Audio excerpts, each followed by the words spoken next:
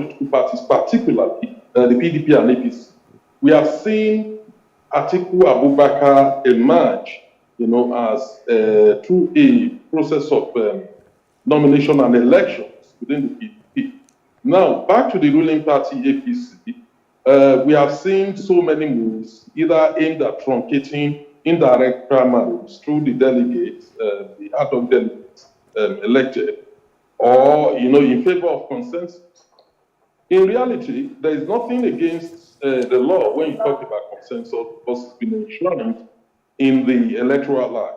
Also in the APC constitution, consensus is provided. But when you take account of what Mr. President is saying, Mr. President is talking about selection, not a consensus candidate.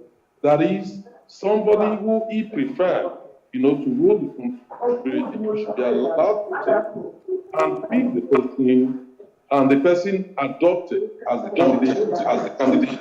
That is totally different from consensus arrangement, where all the aspirants will agree on a particular individual, and then they will back that individual. Not for Mr. President to pick that individual. That is selection.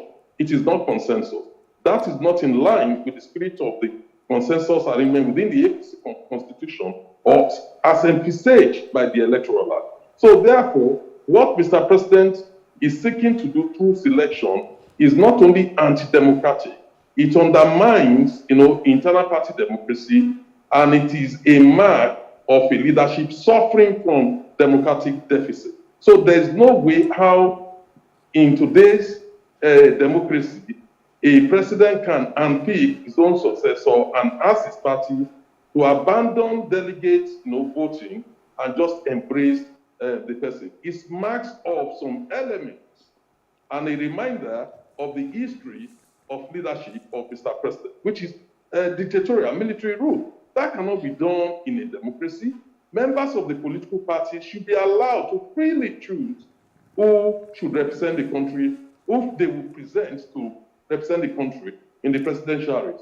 Okay. So any attempt aimed at undermining that process through the governors or any other group of people agreeing to consensus to a selection arrangement is not only illegal, it is ultra-biased. It can never be right, and it undermines internal party democracy.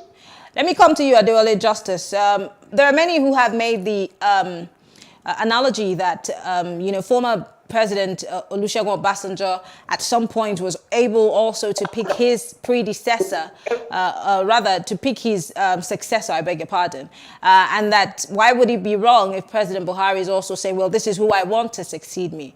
Also, they're also saying that this is something that has been happening even at the state level, where governors impose their candidates on the party, and then the party plays along. So why should we be criticizing Mr. President if this has been the modus operandi?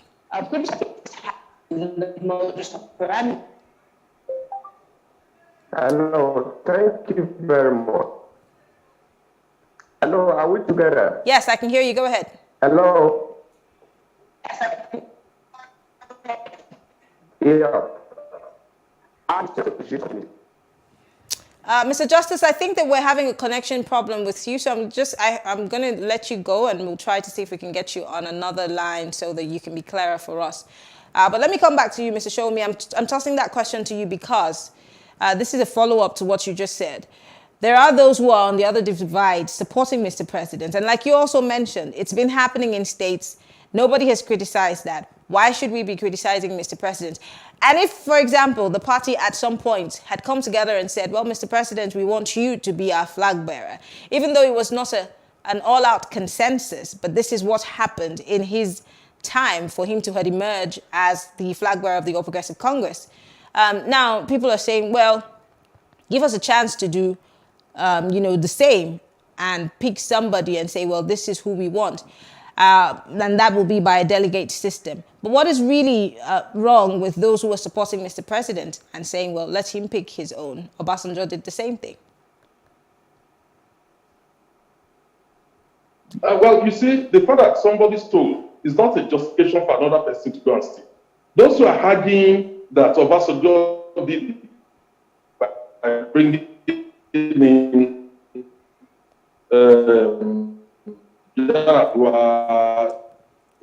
Jonathan et al., forget the facts of history. They forget the fact that democracy was at the first transition. We expected going back in history, in times, failing to learn anything from what happened there. When Obasanjo, did that, what eventually happened to the regime that succeeded? Yar'Adua was a sick man. He was brought in. Is that succession plan? Is that what we want to start emulating now? Not only that, they should go to the states and name, apart from Lagos State, where we've been able to have a smooth succession plan. There is no other state in the country where the incumbent governor, try to influence or impose the successor. And we've never had peace. No, go and check what happened in Anambra State between Obi and Willie Obiano. Go to Imo State between Oji Uzokalu and Theodore Uzokalu. Theodore Uzokalu was in prison. He was chief of staff. Oji Kalu brought him, make sure he won, from prison. What happened? They fell apart. The same story is everywhere. We remember the last election in Ogun State. The governor Amosun backed a particular candidate who eventually, did not make it. Attempts by governors, to impose successor has failed in many states and has succeeded in many states. But at the end of the day, we've never seen any peace beyond Lagos State, which is the only example you have in the whole country. And when it comes to a country as big as Nigeria, with over 200 million people, how can one person decide who would be the candidate of a political party that boasts that it is the biggest in Africa? They're talking about over 50 million membership. And how can one person be allowed to do that? What Buhari is talking about is selection. That is totally unacceptable. It is undemocratic. What we are talking about is if they want to do consensus statement, they must get all the aspirants to agree. All of them. Otherwise, it will be illegal. So there is no room for what Mr. President is trying to do, trying to succeed himself. It reminds me of what Abacha tried to do with the two political parties, NRC and SDP, one to the left, one to the right, and wanting to transmute himself. Why would the serving president want to impose his own successor? What is he hiding? What is the problem about it? Why can't the delegates be allowed to choose? In fact, if you go back to 2015, how did Mr. President do it? He contested the primaries against Atiku Abubakar within in the APC. And that was how he emerged.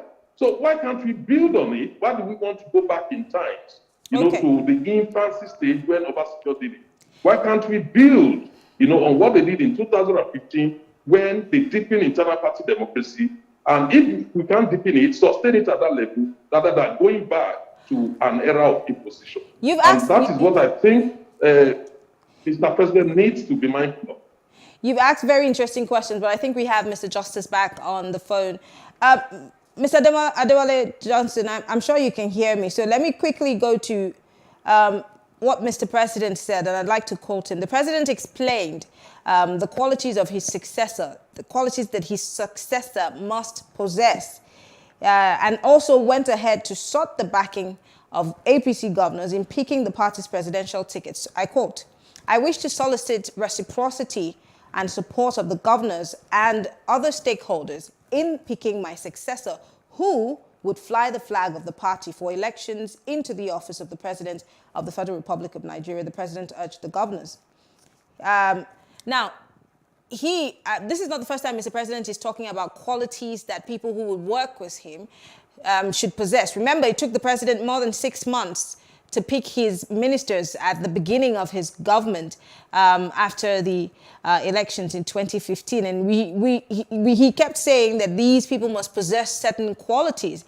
But then looking at those ministers down the line, which a few of which the EFCC is after right now as we speak, should we really be taking these lines that Mr. President has put down about the qualities of his successor and why he should be allowed to pick, his successor and that the governors should support him. Should it be anything to go by? Should it be something that we should hold on to, or should it be jettisoned, just as Lukman has admonished the party? Thank you very much. If I may share in the sympathy of Mr. Abiodun Sowunmi and so many other Nigerians on this issue of choosing a successor, and particularly the interpretation of what Mr. President has said, seeking the support of APC governors and other major stakeholders in onboarding a successor. I want Nigerians to be appreciative of something. The present president of the country is a more or less democratized former military man. Because like Mr. Abiodun Sowunmi has said, this is not the first time Nigerians are hearing this kind of an echo about onboarding a successor. But the fact remains that Nigeria and our polity has grown beyond a level where any single person can enforce or impose his choice on either the party or the nation. See, going by whatever definition, whatever the president might bear in mind, vis-a-vis his declarations, through what you have read out, would never compel the current politicians in Nigeria, maybe through the governor or some other stakeholders, to adopt whoever the president might want to force on them. I want people to just be patient on something. I am sure of one thing. If the president has gotten a particular person he would love to support or to impose, that will have been disclosed or shown to people. But if I must be so sure of one thing, he is trying to seek to be more democratic, because as the sitting president notwithstanding, he may not be able to single-handedly impose his choice on the system. That was why he's seeking the buy-in and the support, democratic support of governors and other stakeholders. But why should that be Mr. President's call in the first place? I mean, I'm seeing that, a lot of people are kicking against it. And I mean, the president is also making a case that he wants to hand over to a non-corrupt leader. And really, is the president also assuming that those people who are in the lineup of the APC to run for that office are all corrupt? Is that what he's insinuating? Because I mean, it calls for concern, doesn't it? This is syntax, this is grammar, and this is sheer expression, and this can be interpreted in million and one ways. One thing I will say is what he has said is a generic expression. No right-thinking president will be willing to hand over to a corrupt successor. So the fact that he has said he wouldn't, or maybe if I may ask you, are you insinuating that some persons are corrupt in the lineup? Do you understand? So what he has just said is that people should watch out and choose whoever runs with the qualities he would love to have. As the current holder of that office, he is in best position to appeal for other support in getting whoever succeeds him. Isn't that too late in the day? And don't get me wrong. The president had canvassed for votes from Nigerians in 2014 based on the number one thing, which was fighting corruption. Number two, he was going to fight terrorism. Number three, he was going to give us employment. I do not know any of those things that has been really done. And so if the president is saying he wants to hand over to a person that is not necessarily corrupt, isn't that tad bit late in the day? And how can he, Mr. President, be able to tell who is corrupt and who is not necessarily? And I'm asking because of the people who surround Mr. President. Yeah. Now, thank you very much. If you have been around the shores of Nigeria since the advent of this regime, you will see, in as much as the president of the executive has desired to fight corruption, you will see our polity and the judiciary has not been very helpful you will hear of so many options of what a lot of people have seen as corrupt practices. But the court, the judicial system, unfortunately, did not end up killing such persons the way the system would have loved it. So we have a lot of escapees from or through such that may be up to contesting this same position. So that's why the president was saying categorically that if the judiciary has not helped in taking off corrupt persons from the polity, but now there is a democratic means of eschewing such persons from becoming a successor. Back to you, Mr. Showme. What damage do you think that this move that by Mr. President, or supposed move, or this appeal by Mr. President to be allowed to pick a successor of sorts, what kind of damage could it do to the party and, of course, those who are in the running for this office? It will certainly cause a lasting damage. If Mr. President is allowed to do what he's trying to do, in the sense that, one, we should not forget that we are not in a monarchical system. We are in a democratic system of government, and therefore, the issue of internal party democracy cannot be sacrificed under the wishes of the desire of Mr. President. It will make a mess, a total mess of all the good work being done by INEC to promote internal party democracy. There is no way how only one person can be allowed to choose his own successor. That is no longer democracy. Get to that level. Again, the APC needs to worry about the electorate. Many electorates will view this as totally unacceptable. There is no doubt that many people are disgruntled in Nigeria today as a result of one of the failings of this government, which is on the security issue. I'm not saying Buhari's government failed totally. You know, there's no government that failed totally. They did well in some areas. But the most important thing, which the Constitution actually prescribed as the sole essence of anybody being in government, which is the protection of lives and security of lives and properties of the people, the government has woefully failed. I'm afraid I need to say it as it is. You know, in that area, to the extent that the country is more divided than ever. You know, the schism is so deep, you know, and it has led to ethnic distrust, you know, and disharmony. So therefore, why should Mr. President be allowed to choose his own successor in that situation? If you talk about corruption, yes, I don't have any evidence to accuse Mr. President of corruption, but I have enough, I've seen enough to know that many people in government chosen by Mr. President were found wanting one way or the other. You won't forget about the multi-million naira gas scandal that involves Babachir Lawal. We had so many other scandals, including the current one at the Accountant General of the Federation, 170 billion naira. Only for the next person acting in his capacity is also facing EFCC. So therefore, I'm not sure Mr. President alone can be trusted, you know, to select a candidate which, you know, will be free of corruption.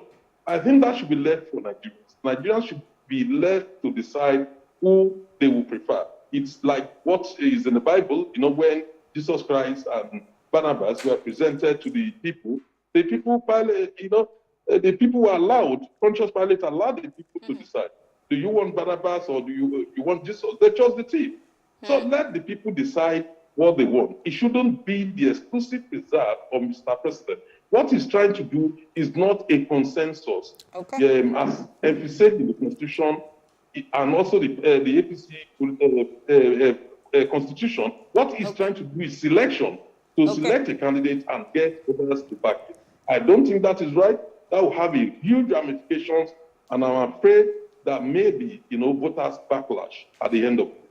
Okay, finally, Mr. Justice, quickly, what do you see happening on the weekend? Because it's just around the corner. There have been so many, you know, people have made all kinds of assumptions as to who the president wants to give, you know, his vote or support to. I mean, this obviously came to a lot of people as a surprise when the president decided that he was going to pick someone to succeed him. But what do you see playing out over the weekend as we get ready for it? Thank you very much. The weekend is so close, and one of two things will definitely happen. Either a complete dispersal of the APC or a stronger party emerging from the activity of the weekend. Because it is sure the emergence of a flag bearer for the party definitely will result from one of many processes. If the process that will produce the flag bearer is as desired by the stakeholders of the party and the electorate presently at the convention, then there's success. But of an assurance, if any other thing comes to fore without the buy-in of the stakeholders, with what Nigeria and Nigerians are presently, I can assure you that will be an early obituary of the party. And like my brother just said that, you see, Nigerians have graduated beyond the level of imposition. Nobody can impose anybody on any party again. Gone are those days. Okay. Do you understand? Okay. So the weekend is close by, and very many things would unfold. But at the end of which, only one will be visible to everybody. Thank you. The weekend is pregnant with a lot of surprises that may come to light. Well, I want to say thank you, Biodun Shomi and Adewale Ademola Justice. Thank you, gentlemen. Both are political analysts. Thank you for being part of the conversation. Thank you. All right. Thank you all for staying with us. When we come back, we will be talking with the gubernatorial aspirant for the ADC right here in Lagos State. Stay with us.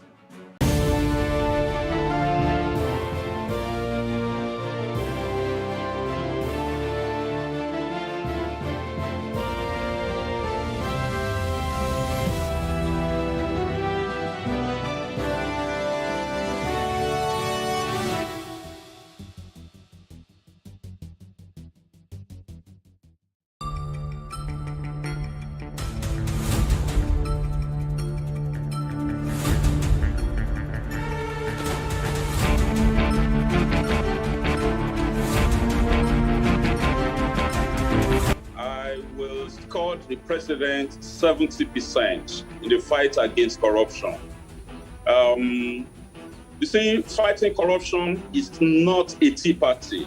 It's a difficult task for anybody in any country of the world, no matter how powerful, no matter how developed the countries are. Corruption can be very tricky when it comes to avoiding the long arm of the law. And you also know that corruption crimes are not committed in the open. And that means that a lot of efforts will have to be put in place to trace the evidence of corruption. I must tell you that originally and for some time, I've always believed in competency as opposed to zoning. In other words, let's look for somebody who is able to deliver the goods. But in recent times, as a result of so many acts of injustice in the land and a lot of agitation in the land, I'm beginning to think, seriously speaking, that might appear to be one of the ways to address the tension in the country presently. Let me confess to you that while I was the National Legal Advisor of the party and a member of the National Working Committee and the Executive Council of that party, the president had always resisted invitation to be domineering in terms of party affairs as much as possible. But as things progresses, you discover that gradually people, in my view, are gradually bringing all pressure on him to take charge of the party. In other words, submitting the entire party to the president. And I think that led to what happened eventually in dismantling the earlier structure.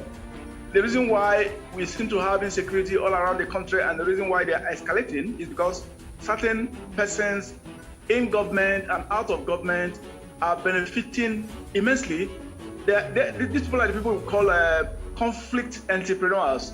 They make a lot of cash, a lot of capital out of conflict. So these are the individuals that are actually stoking up the violence in the Southeast particularly.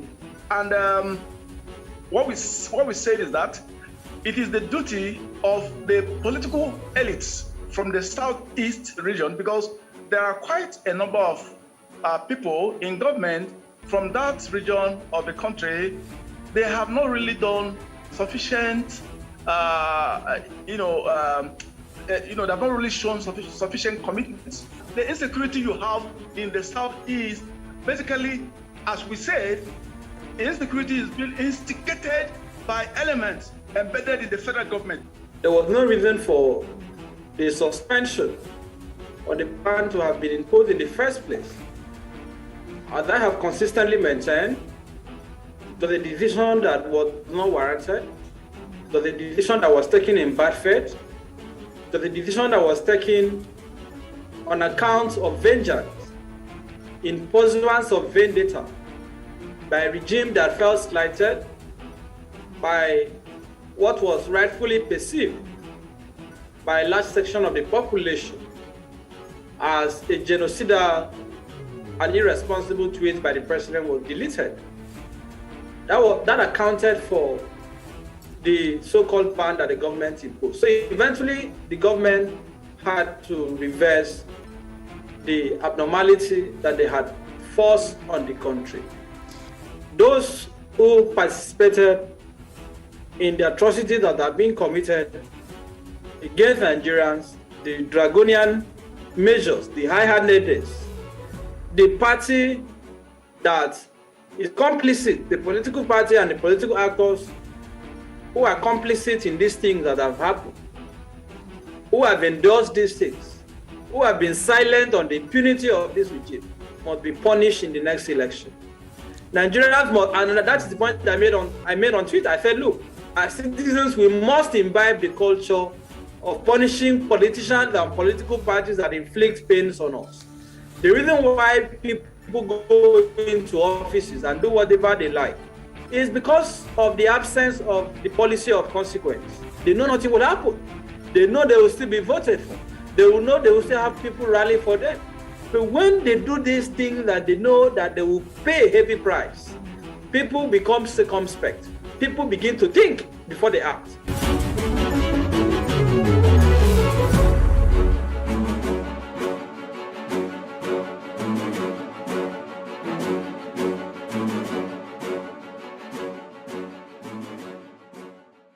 The call by the Southeast, or the entire South, as it were, is not misplaced. But if you are to compute the number of years that the North has held power from 1999 to this period that we are, 2022, you will discover that the South has held power even more, much as we are not looking at things from that perspective.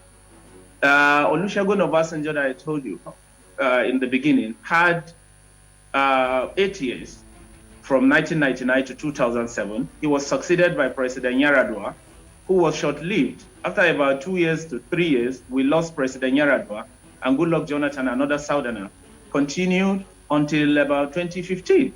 Now, if you put this together, you will discover that the South has held on to power for an 11 or more years in the 15 years of the PDP. What we have in this country is a campaign of deceit. People say what you cannot do. You can't give what you don't have. My dear, you can't give what you don't have. In the first place, let me say this to you, that as the campaign comes up, all you're going to hear different slogan. I will build road, I will do this, I will. Now, how will Nigeria trust you? And how will they trust them? It takes track record, what you've never done in the past. One thing that we must be grateful for is that under Dr. Bukola Saraki, the 8th Senate stood up to the failures of the executive. We must be grateful for that. I'll give you another example. Never before done. When every time the executive came to the 8th Senate to say, give us an approval for a loan, he always said, the 8th Senate always said, show us how that money is going to be spent. Show us documents relating to that loan, evidence for the application of that funding. Show us how we're going to repay that. Show us documents. Show us a plan.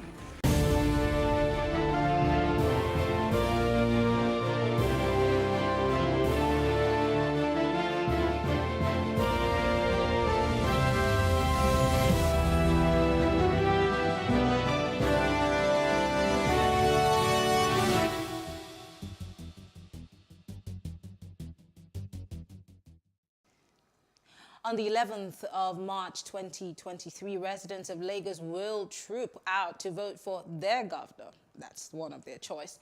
As the date of this election inches nearer, candidates from several parties, including the ruling All Progressive Congress and the People's Democratic Party, as they prepare for a showdown. Now, another party that is gearing up for the contest for the highest seat in the state is the African Democratic Congress, ADC.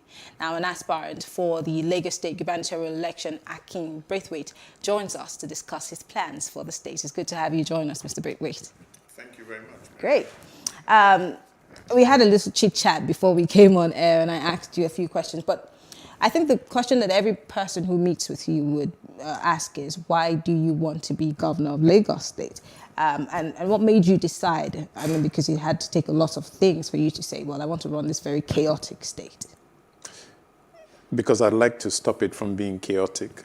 I'd love for this state to be the kind of place that I grew up in, a nice, wonderful city of Lagos, my Lagos. But the real push came as a result of what happened in October 2020.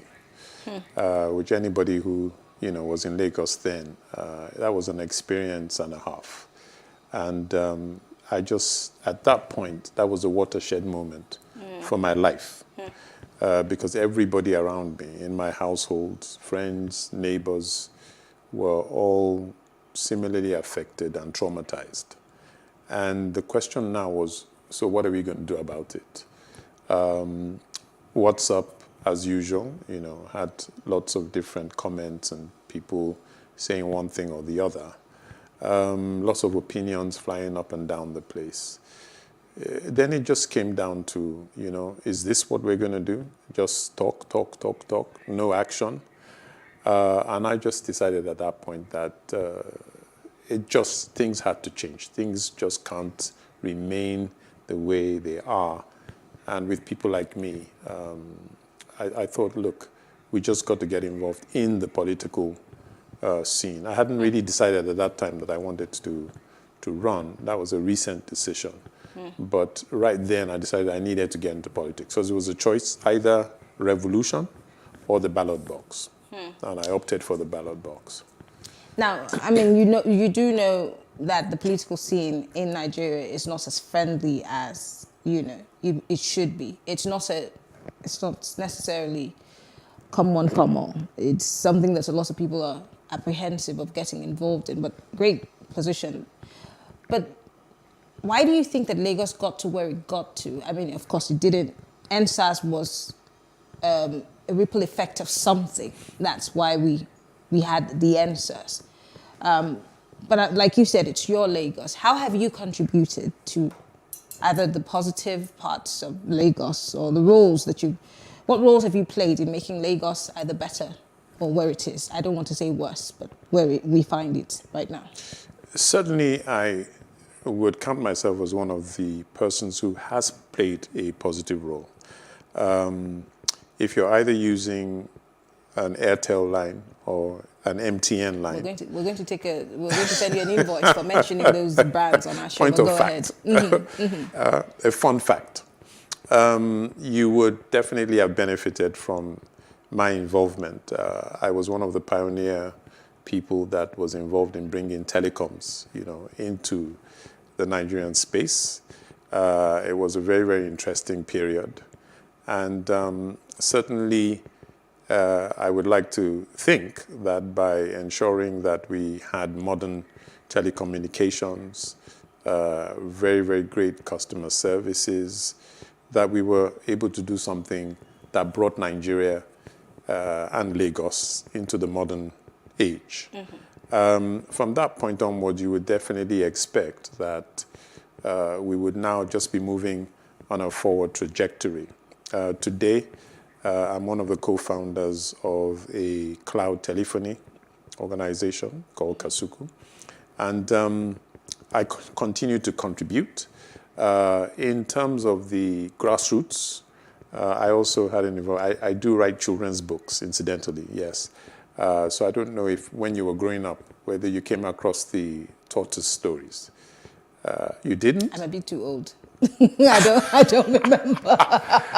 Well, we used to, be taught stories about the wise tortoise, Yes, Ajakba, that. the tortoise. And so I've written some kind of nostalgic storybooks. But I now use that as a leverage to get into poverty alleviation for children.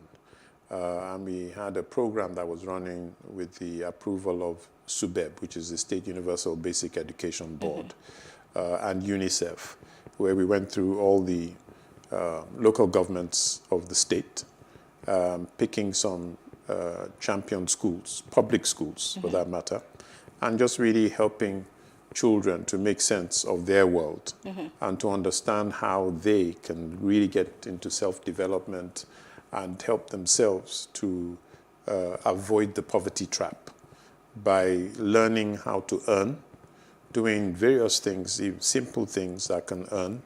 And through that process, we were able to get children to start saving money in the bank. We took children on experiences to banks. And, it's been a very, very worthwhile experience. So I see this is very interesting. But if you were to be given the opportunity to be governor of Lagos, there's always that blueprint. People have 10 points, 20-point agenda, being rolled out. What would be your core? What would be at the core of your strategy for turning around, Lagos and making it what you call my Lagos? Okay, there are a number of key critical aspects, and they're multifaceted. Certainly at the core layer would be the civil service. If I had my way, I'd call it the civil partnership, because the concept of civil servant, I think, is an old, archaic one. We really need these guys in the civil service to become our partners. If you've ever had to do anything, in government circles, it can be a real pain. Sometimes you might leave there crying. What can be done in a day, they might take you around the circles, and 6 months later, you still haven't achieved. You try to get the title to land and property and all that kind of stuff, horrendous. So we need a civil service that really is for the people. And clearly, one of the things that they need badly is a change and a review of their remuneration structure. Because I can just imagine that if somebody is earning a wage when the bag of rice was at 3,000 naira and is still earning the same wage with bag of rice now at 30 or something, do you go to the market at all? I do. Right. So I think you can bear witness that rice has gone up like 10 times or whatever since some years back. But then when you talk about wages, you're looking also at the wage bill. Don't forget that maybe states like Lagos might be comfortable with raising that. But then there are also states across the Federation that cannot. I mean, we've been here before with the Labour, asking for an increase in their wages, and that's been a drag. But there are also people who are saying the civil service is bloated. It needs to be reduced, and there has to be some re-strategizing for it to not be gulping as much money as it is gulping. So that's also a whole kettle of fish to deal with on the other hand. I think we have to be careful how we compare Lagos to other places. In the UK, there's such a thing as London waiting, which means that if you live in London and you work in London, you would have an increased package because it takes account of the high cost of living in London as compared to maybe Manchester. So we would look at Lagos waiting, and make this thing very realistic. I mean, Lee Kuan Yew in Singapore really did something wonderful when he decided that, look, in order to move the country forward, which rests a lot on what the civil service does, they actually were able to get people into the civil service who were your A-grade people, and they paid them at the private commercial rates. Okay. So that what you then get is that you get people who are energized, motivated, and who are going to be doing things, the way they should. If you don't pay the civil service properly, what you're creating is an environment for graft, all right? Because they will have to make up that difference. You can imagine the civil servant, his wife at home saying, he gives her the allowance and she says, look, this is not going to do, this won't cut it. So the poor chap has nothing else, no other option but to kind of fleece any and everybody, that he can. So whatever it is that we want to achieve in the state, if we don't have the civil service partnering with us, we're just going to be spinning wheels. So that would be a major and a core thing. Security would definitely be another core plank and pillar. And it so happens that I've had some police training. Yes, I've had 3 months. Scotland Yard or here? Where? In Scotland Yard or here? You'd be surprised that the Nigerian Police College is actually very, very sound. I mean, the people there I didn't say it wasn't. So, I was just, so speculating. Nigerian Police College and not Scotland Yard. But of course, it's a vestige of Scotland, Yard and the British colonial, hand down. So that training really kind of gave one and prepared one to understand, the issues around security, around policing, and whatever. And there's a combination of things that we will do, in our government, which essentially will be about, it's a multi-layered approach. You have your neighborhood watch scheme, which will plug into. So you're advocating for state police? Let me put it this way. I'm advocating for local policing, okay? So local policing, which will definitely incorporate the neighborhood. For the life of me, it's sad that the police are not using walkie-talkies, something as basic as walkie-talkies and communication gadgets. That certainly would have to, be introduced when you have your police carrying the walkie-talkie. So communication is key. Down to the neighborhood, layer. Mm-hmm. The neighborhood watch would be taught about intelligence gathering and proactive intelligence, which is going to now help because you can then identify where the different spots are that are creating nuisances. And then you layer that with these lovely things called drones, because given the size of Lagos, there is no way that you're going to police it with lots of boots on the ground. So you need that kind of cover from the sky, okay? And the drones we can have a blanket of kind of what I would call a security blanket of drones, which will be able to pinpoint the action where it's happening in real time and then help the security guys to get to the spot and deal with things and nip the situation in the bud. These are very interesting points, but I want to bring you back into the party politics. Two-pronged question. Why the ADC and not the bigger parties? Again, how do you intend... I'm glad you didn't mention those names because they give me nightmares. And how do you intend to defeat or upstage the opposition, knowing that there is a certain party that has a stronghold on Lagos State? And of course, 2023 is a year where lots of people are expecting that the game will change. But how hopeful are you? And do you really stand a chance? Absolutely, my dear, absolutely. The power lies in this simple anatomy called the thumb. Just by getting people to believe that the power lies in the thumb. Okay? And how do you intend to get the people to believe? Because we hear this all the time, that the power lies with us, the voter and his cards, get your PVC. But how do you plan to defeat these parties who tell you they have more structures, they've been in power for so long, and they know the politics of Lagos? How do you intend to break through? And why did you, again, choose the ADC? Okay, simple. Give people what they want, and they'll do what they need to. Which is, what do you think that Lagosians want? People say, look, I don't have, who am I going to vote for? That's a very, very simple question that we've not been able to answer, that we have refused to answer, up to now, because the voter isn't dumb, all right? The voter has already shown that they do not like what is on offer. You don't go to a restaurant and they shove something. They only tell you that there's 2 items on the menu.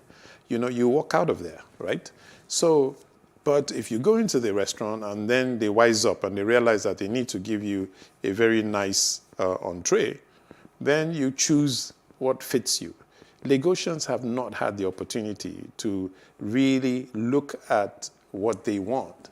So I'm presenting myself as that nice, caring guy next door who really wants to see Lagosians get what they truly deserve and what they want.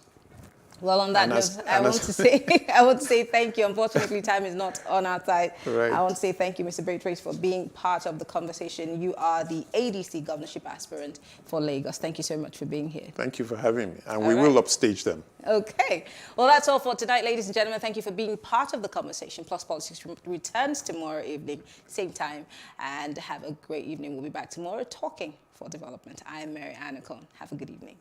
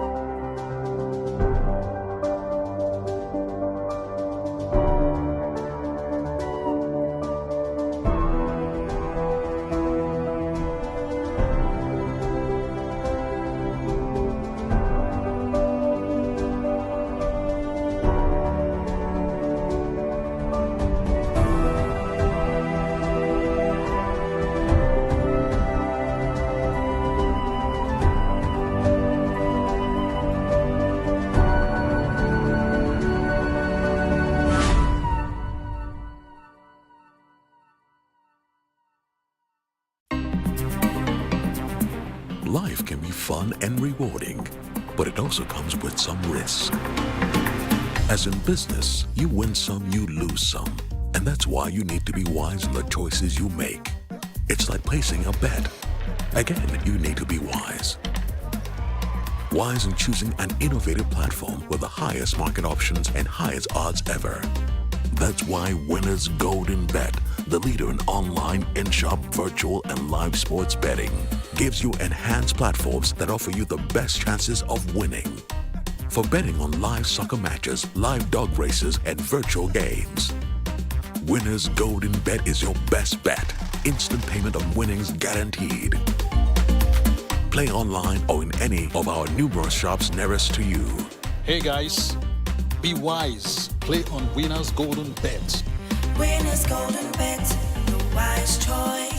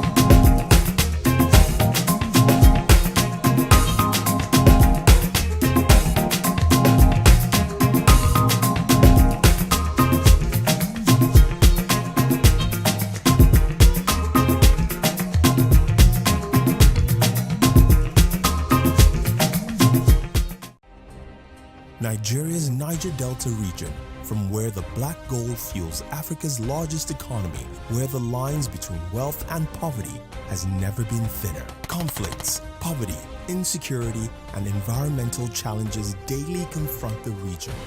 How can the Niger Delta story be changed for the better? Join Mamude Akuga at 9 p.m. every Friday evening on Plus TV Africa as he probes deep in search of solutions. Inside the Niger Delta with Mamude Akuga, the authentic voice of Nigeria's oil-rich region.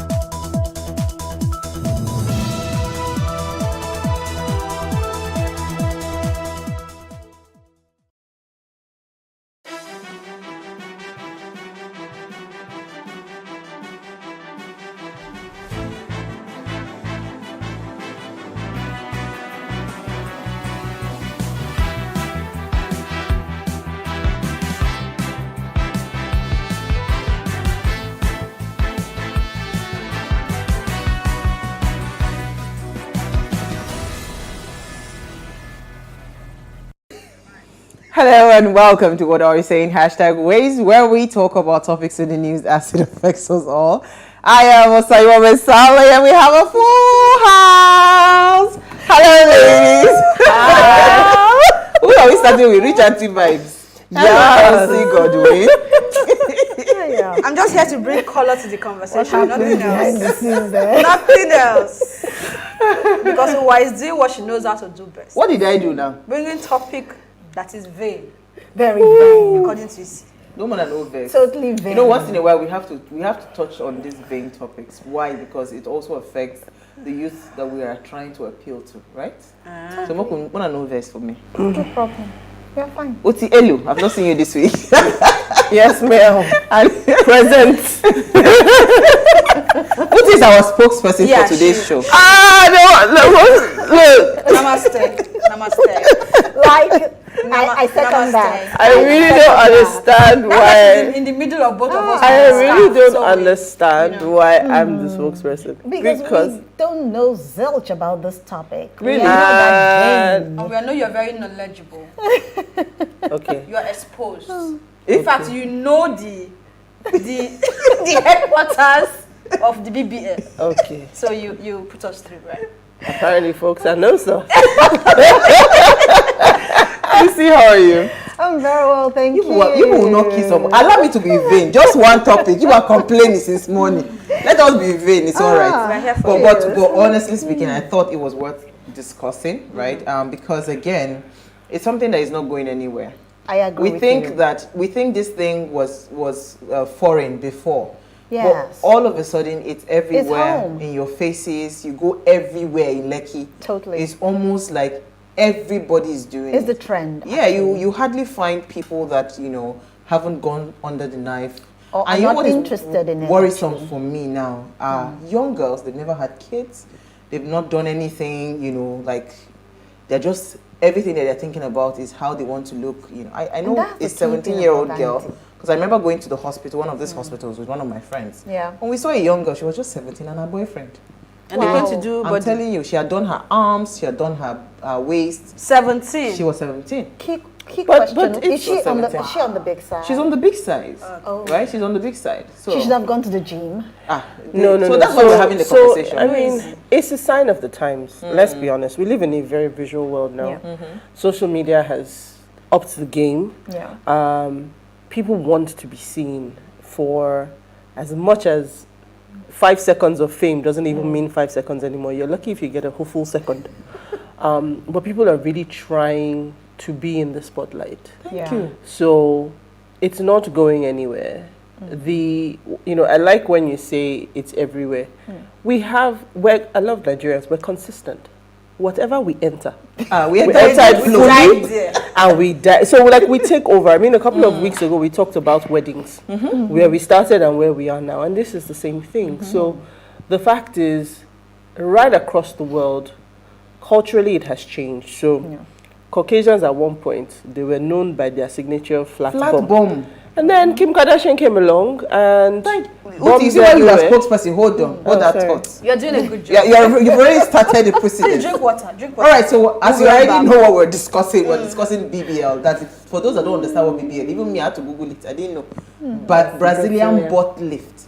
You want to have big bum or perky. That's what we're discussing today, right? And here's what we found as today's quote. I don't have a problem with someone having plastic surgery, but I think it's crazy for everyone to have the same body. This was from Eva Green. Now, a young woman named Christabel allegedly died as a result of complications developed after an unsuccessful Brazilian butt lift carried out in Lagos. Now, her friend went on to Twitter to call out the plastic surgery clinic, claimed that Christabel complained of bleeding after her surgery and was advised the bleeding was normal, only for it to eventually take her life. Now, so it's our ladies' night out. So you already know Uti, Isi, Elsie, and I will be discussing, and we're asking this question: why is Brazilian butt lift so lucrative in Nigeria? That's the question. And when we open our phone lines, we really love to hear, because I want to hear from the men.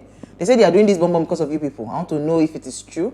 What is really the rave about a big butt, right? But first, let's take a break to see what we found in the news.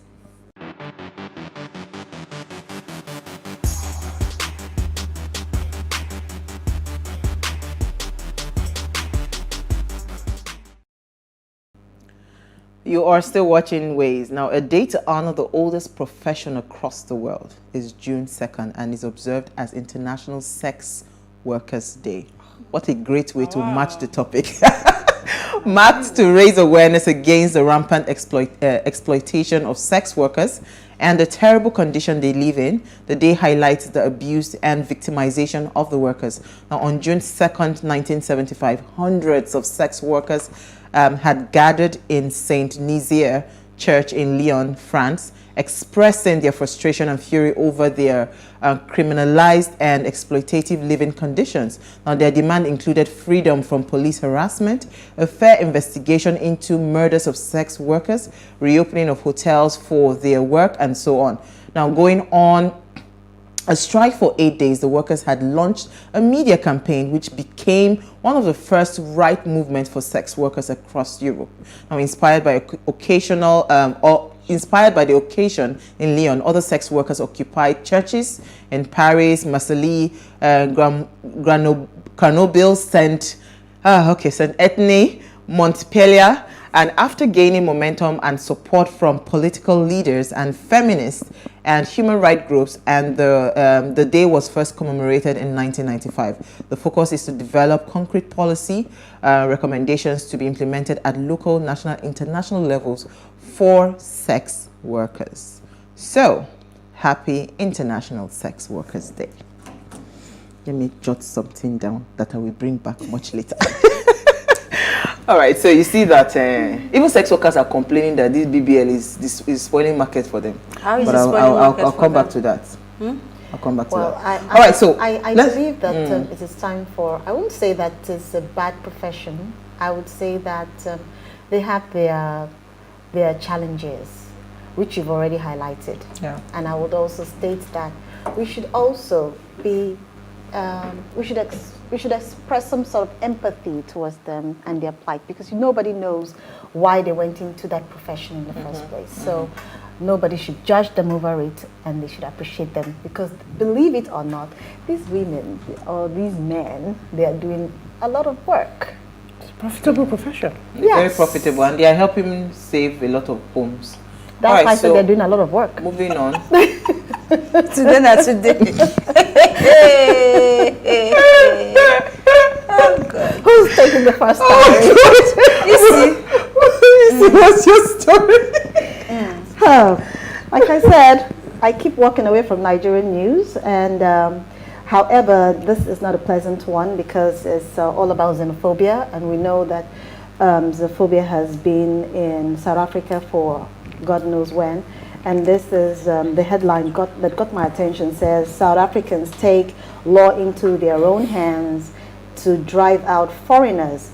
And this caused the South African president to say that he is deeply disturbed that the citizens of South Africa are actually abusing or causing the immigrants in South Africa problems.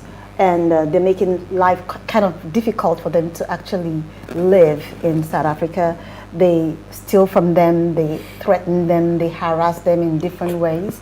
And currently, the name, according to the story, the name wasn't given as the actual name, but this person is actually from Mozambique. And he said that he's just living by God's grace, because these individuals come to the shop and steal his things, but still he keeps going, that he's not even sure that, he has another day. So I don't know why the South Africans are all doing this. And I have to call back memory to when we had the 2019 xenophobia attack, when they actually attacked Nigerians there, and it was like a tit for tat, which led to a lot of ruckus and civil unrest in South Africa. Yes. Even in Nigeria. Even in Nigeria. A lot of malls were vandalized in the name of solidarity. But they didn't attack the South Africans. But they went, But however, I just wanted to call the South Africans to have some level of humanity in them. We have our challenges. We all know that that blacks have their problems. We all know that what is causing the problem currently, according to the article, is the fact that 1 out of every 3 South African, or 2 out of every 3 South African is out of a job. And these individuals say that their jobs are taken by immigrants. Guess what? The other people are not your problem. And I think until Africans begin to understand that you cannot win this standing alone, we can only win it when we unite together. That's nobody's taking your job. I can't complain that somebody's taking my job when I'm not competent to handle that job. Exactly. Why don't they ask these individuals, what are you doing right, so that we too can do the same thing? We'll move on. It's as simple as that. I think that's the black man mentality still playing out there. Okay, Uti. So, just to say, jungle justice. Yeah. It's not a Nigerian problem. It's a global issue. But I don't know if I'm going to depress you or give you some context, because You know, again, we're not unique. When you're talking about this, I always think about what the cause is. Yeah. So if there's xenophobia, we didn't just wake up today and we hate people. There's a reason. Yeah. Either we've identified these people as taking away opportunities that we think we have. Yeah. And dare I say that's the case. And Yeah. I remember, I think it was the late 1400s or early 1500s, so that you will know that this problem you're going to be around for a good long while, because it's been around for a while. Totally, I agree. I think it's late 1400s. But that's actually escalated during the 2000s, actually. No, I want to give you some context of how Yeah. far back this problem. Okay. Late 1400s or early 1500s. So this is around the time of slave trade. King Henry VII. So the one that came before Henry VIII that had 6 wives. Okay. There was riots back then when the foreigners just started to come into London, bringing in their cheaper meats and cheaper. So people coming from France across Europe, the channel. yeah. It caused riots. That was like 600. My math is not so good now. 600 years plus years ago, or 500 plus. So we're coming. It's not today. So my story is just a quick follow-up on the current situation happening with the Okada ban. So of course we all know that as it took effect yesterday. So yesterday was June 1st. So the 6 local governments have now had Okadas banned. I didn't go out yesterday, so I didn't see the effect. But today, so just coming out between my house and trying to get to the Lekki Express, all I saw was just droves of people walking. And in fact, it took me a few minutes. Like I'd gone past and I was like, why are there so many people walking? And I realized that people were walking. So this story just says that Lekki residents urge sustainability. So of course we know this is not the first time Okada has been banned in the state. But the Lekki Estates Residents Stakeholders Association has asked the Lagos State government to sustain the ban on Okada activities. And they're basically calling, this was the president of the association calling on the government to say that this is a commendable act, and that we should ensure that it's sustained, of course, to maintain the peace and sanitize the motorways. Why I picked this story was just because, like I said, I saw a drove of people walking today, and I know we've talked about this on the show before, how the concept of the last mile, so, you know, now we're so used to Okadas taking you to your door, and I mean, that's not necessarily the best case scenario. So when we look at other countries outside of Nigeria, you don't usually have transportation right up to your door. There's a bus stop and then you walk to your house, or a train station and then you walk to your house. But the challenge for me is we don't have a robust enough transportation system. So the distances that people are required to walk to get to bus stops, it's a lot. If you just take, for instance, anybody that is, let me think of somewhere, Lekki has been banned now, but yeah, even just take Lekki, but Lekki even has buses. Let me say Chevron Drive, for example. If you live at the end of Chevron Drive, it's a long walk to actually get to Chevron bus stop on the express. So I just think that, yes, this was a reaction based on the lynching of the man that was killed. But like we said, jungle justice is not new. And we can't keep using what I like to call unimaginative solutions. If people knew that there were consequences for their actions and people were held responsible, in the old days, they used to chop off people's heads and stick them on a spike and leave the head there so we are deterred.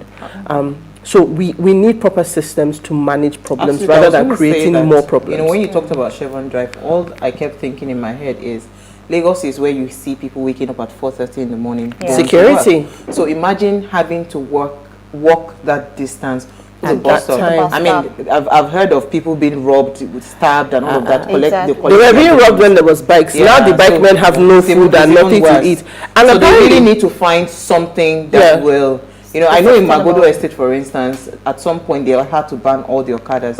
But what they then did was created Magodo shuttle buses. Exactly. So imagine if we then have shuttle buses. But again, you must, because again, see, let me tell you something. The menace that these Okada people have is too much. It's real. So it's real, right? So there has to be a very sane solution. Exactly. So their response to a problem, and that problem hasn't been solved. Absolutely. I guess it's opportunities for people. To biggest opportunities to start. I just say maybe the government shuttles. start to do shuttle businesses and let the government give them easy, what's it called, licensing and all of those things, so that it makes it easy for them to start quickly, so that they don't have to wait and, you know, there's no downtime. But Elsie, your story. Okay.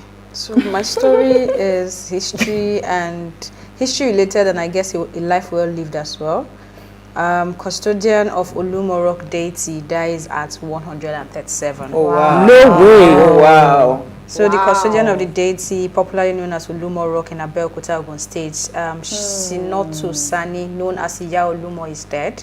Iya Olumo, that's the mother goddess of the rock, died on Wednesday. She was 137. Oh wow! Her son confirmed her passing to Premium Times on Thursday. He said his mother died at her Itoko residence in Abeokuta after a brief illness. In the history of the Abeokuta settlers, Egba people revered the mountain for the natural refuge it created for them during the 19th century intertribal warfare. It is widely believed that the rock, which is being worshipped by traditionalists in Abeokuta, is inhabited by spirits. The rock has also become a site attraction to tourists both within and outside Abeokuta.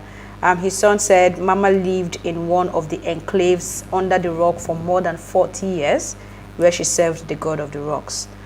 She would have been 135 in August. Oh, wow. Yeah. Oh, wow. So she was the mother of the deity. We're going to miss her a lot. We'll miss her. And I wish, okay, so the time I visited Olumo Rock, I wish I had, climbed all the way. Because I hear that there's a point where you get that you meet. I have a feeling I met her when I was very small. Right, like, because I went on an excursion. There was one lungu that people were entering, but I didn't have the energy to climb. So I did, and again, I think, what I was wearing was not acceptable. It wasn't suitable to climb. I wasn't wearing a pant trousers. I was wearing a skirt, and it was a bit pencil. So I just said, it's not me. You guys should go ahead. Yeah. All right. So my story is actually somehow linked to what we're talking about today. But I just felt it's two ways though. Okay. So this I don't know who I've been following all this drama. These days I don't know. I started following Gossip Matter. Cubana chief priest. There's one guy, I can't remember his name, has been yabbing him about summer body and all of that. He's quite on the big side, right? Yeah. So I thought it would be important to talk about it since we're talking body today. So he was saying that he moved as an Adidas boy to a Balenciaga boss. He said fat for me is the definition of rich. You can only whatever if you're broke and all of that. And he says that if he wanted to go back to the old body that you're seeing there, that he would need to start fasting and prayer. I just want to give a little counsel to Chief Priest. Now, it's my 2 cents. I just want to beg your guy. So this is the mindset that a lot of Africans have, especially Nigerians. They believe pot belly is a sign of big manism. It shows that you are doing well, but it's actually sickness that you have piled up in your body, right? So first of all, I do not subscribe to this saying that being slim means that you are broke. No, I mean healthy lifestyle. We've seen so many people that passed on just because of their weight. When when the doctors see you and they tell you that, oh, you need to shed some pounds, it means that if you do not do it, you're going to die. So there's no two ways about it. But on the other flip side, your counsel is too long. Just tell him to go and read up on Rick Ross. As simple as ABC. Yeah. I mean, the Rick Ross that was, he felt, bigness is his trademark and his style. He's actually lost a lot of weight. He has lost, he's working on himself. It's only Rick Ross, Adele, there are so many. Everybody's losing weight. Why are you talking too much on this matter? Don't worry, his doctors will inform you. His doctors will inform you, right? I don't know why you are paying attention to Cubano. His doctors will inform you, but because we are discussing body matter today, that you people don't want to discuss. But we're going to discuss it after the break. Stay with us. We'll be right back.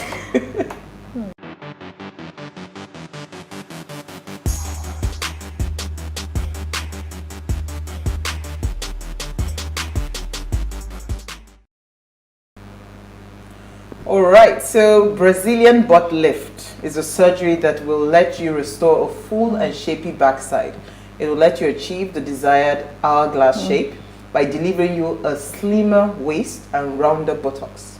Now, previously, buttocks implants were popular, especially in the Western world, where most women had really flat bum. Now, silicone implants were used to attain bigger butts. However, Brazilian butt lift started taking center stage, and it is gaining a lot of popularity globally because it is believed, right, in quotes, to have more advantages over the Botox implant, as one's body fat is being used instead of silicones that were used in the past. Now, but is this really better, and why is it so lucrative in Nigeria? Now, some of those Nigerian celebrities like the ex-Big Brother housemate Chloe, Alex, the actress Halima Abubakar, I think Anita Joseph as well, a few people that have come out, right, to share their opinions and advice, ladies, on the BBL. So now, because of this BBL transaction that is becoming a pandemic, the ways ladies also want to lend our voice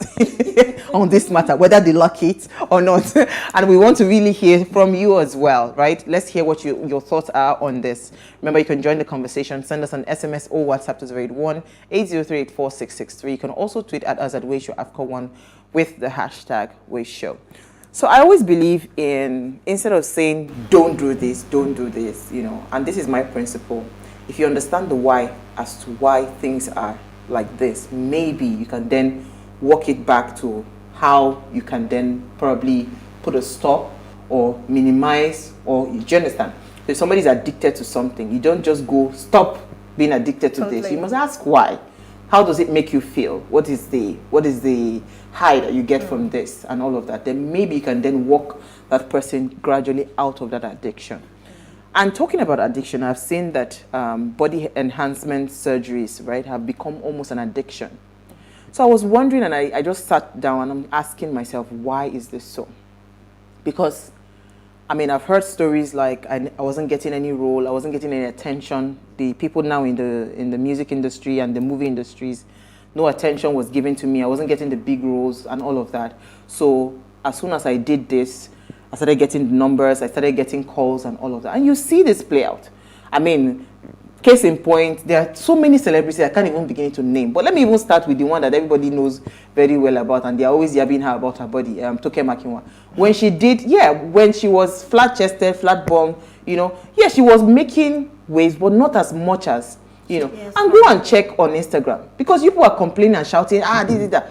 If people are not doing it, why are they like, it almost seems like there was a no success story, then immediately you do it, there's a success story. Attention. So I wanted to find out from you ladies, what are your thoughts? Why do you think this is actually so lucrative in Nigeria, and why is it everywhere?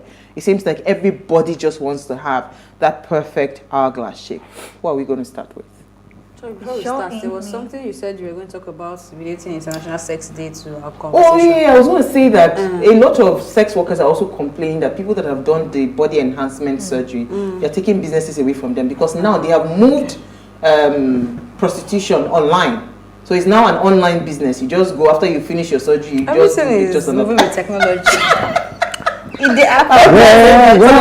Sex workers are complaining that because they stand on the streets, they are waiting for customers. This one, you just go, digitalization, you swipe, send a DM. It's a profession, like you said, and all profession is innovation. It's innovation. Okay, I would of course allow our spokesperson to speak, because honestly I don't have a lot to say. But I just want to correct something, because I mean, I'm not Toke Makinwa's friend or anything, but I know her journey, and it has been consistent for a long time and hardworking. So yes, maybe this BBL adds to people talking about her and doing some things, but I'm not going to sort of reduce her success to just being about her butt lifts, because I've known that babe for a long time. That's all I have to say.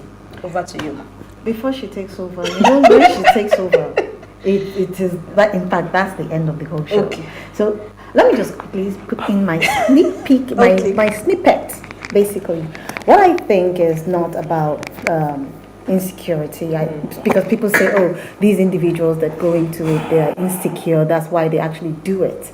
However, I think that, like Uti said in her introduction, she said that social media has taken everything. You get a lot of attention, and you stated it, you get a lot of attention when you show that body, and your body is, almost impeccable, and of course, the male folk, the female folk would envy you or would want to be with you. I think these are the key reasons that, actually push these individuals to do it, or these ladies to actually go into it. And another thing is this, that, when they feel that for some reason their body is not perfect, they would want to also go into something like that. It's not a crime for somebody to, do something to enhance their look. However, if it's to the detriment or the health of that individual, that is where there is a clause, there is a problem for me. Okay. So let me reply Elsie first before I come back to Uti. Because you see, when I mentioned someone like Itoka Mekowa, I've not dismissed her work and her journey in terms of the input that she's had with her work, the craft that she has as an on-air personality. She started from radio. She has a lot of accolades accredited to her.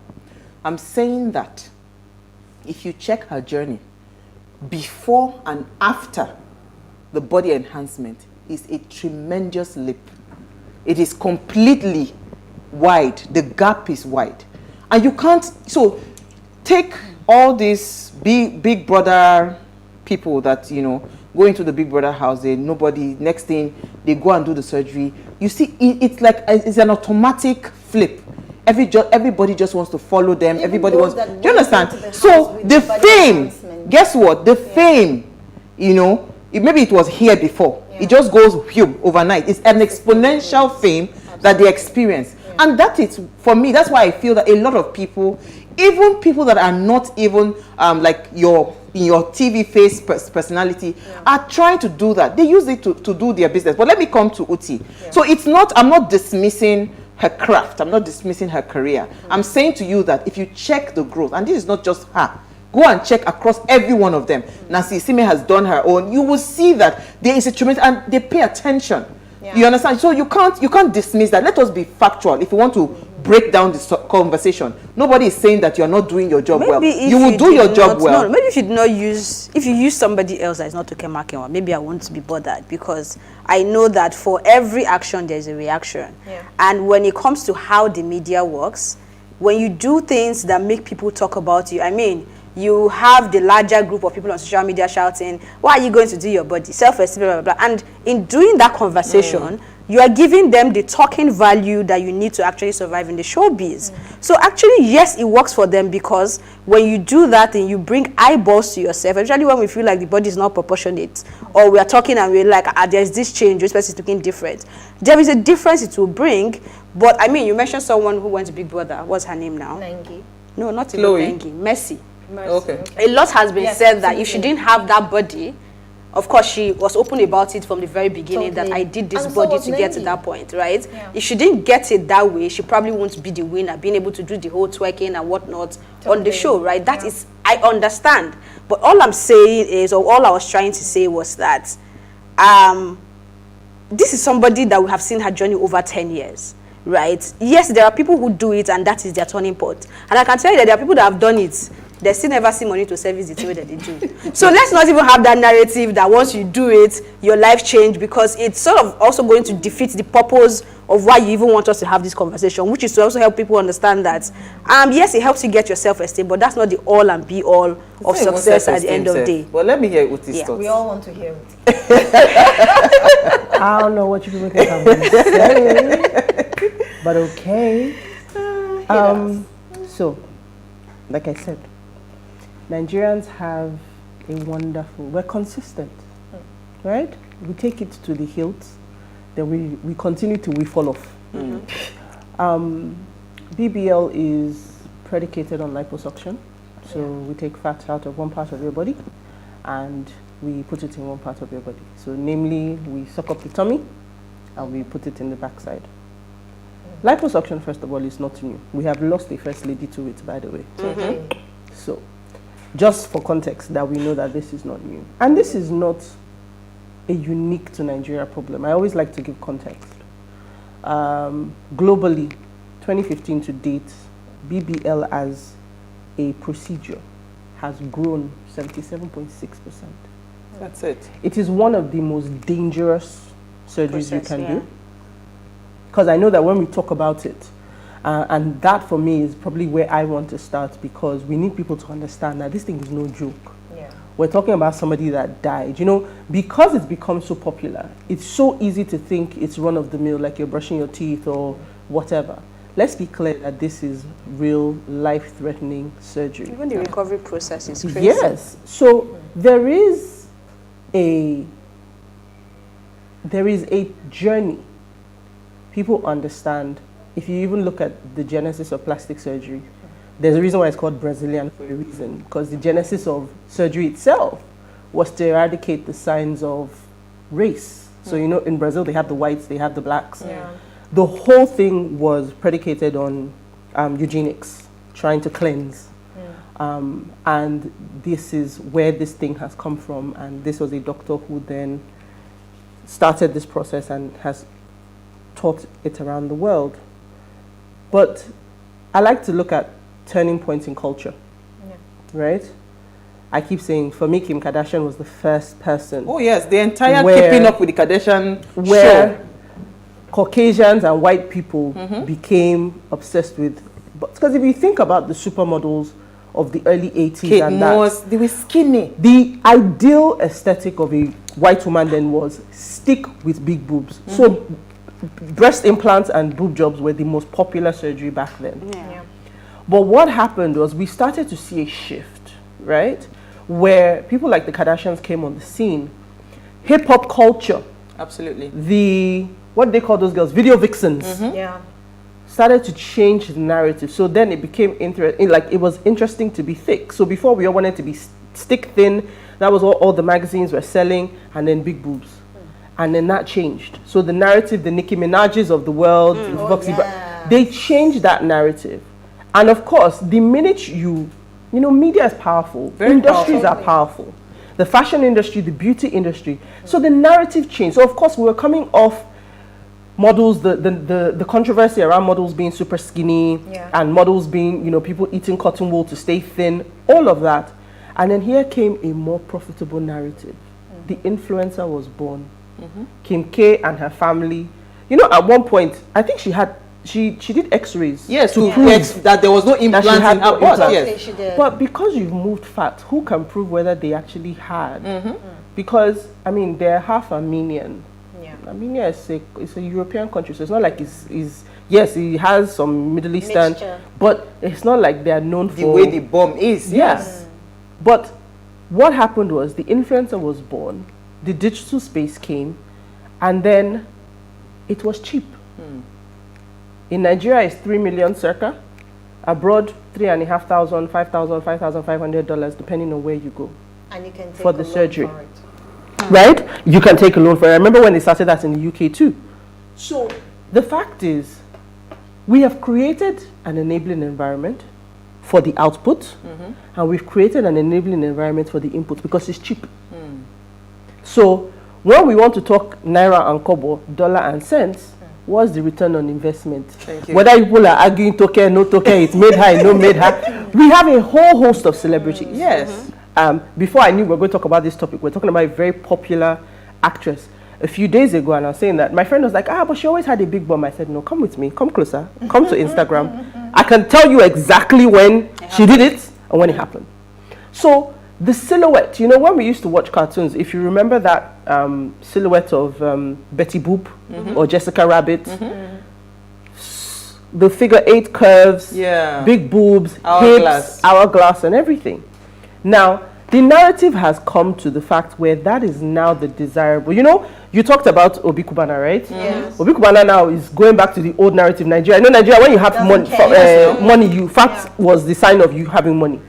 Then what did that transition happen? Darigo won Miss, Agbani won Miss, and we all realized, whoa, skinny is lush, healthy is everything. I remember coming back to Nigeria, and right at the airport, I saw somebody stretching leg. I was like, what's going on here? They say we fit farming. That's the first time I heard it. But so this transition now is that globally they've gone the other way. We've gone from now, you now hear descriptions of thick. Somewhere between slim and fat, there is thick. But thick is a reference to the lower regions, the hips, the thighs, and all of that. So we've had a shift. So first of all, the shift is not a Nigerian shift. No, it's a global, it's a global shift. And it is now a shift that is our influencers digitally, which is why your sex workers, you need to scale up. You need to keep with the times if you want to stay in business. That's how businesses thrive. They go with the times. Issue for them. But the fact is, these people have changed, and the media followed. The beauty industries followed because they realized how lucrative these influencers were. People were paying. I remember, what's that club in Las Vegas? Is it Club Tao?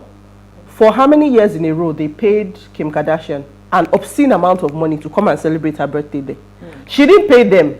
They paid her to come and sit in the VIP on the balcony, drink very expensive champagne, hold a mic for a few minutes and say, hello everybody, thank you for coming to party with me on my birthday. Oh my God.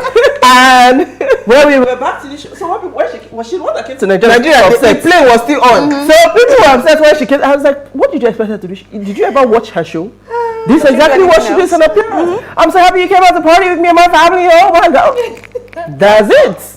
She don't do nothing else. She's not famous for anything else. She's an influencer. But because these industries realized that the influencers had become, in fact, the fashion models now needed to learn how to become influencers to stay relevant. Absolutely. Totally. So the influencers came in and they changed the narrative. So, excuse me, when you influence, you are influencing the masses.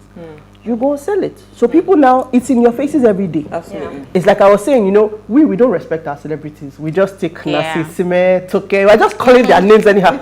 Like you recall, what's her name? Give me one popular actress, Julia Roberts. Or you, I mean, those are Hollywood. I mean, you people should reference your Nollywood. Let me reference our celebrities. We want to open our phone line. Stay with us. We'll be right back.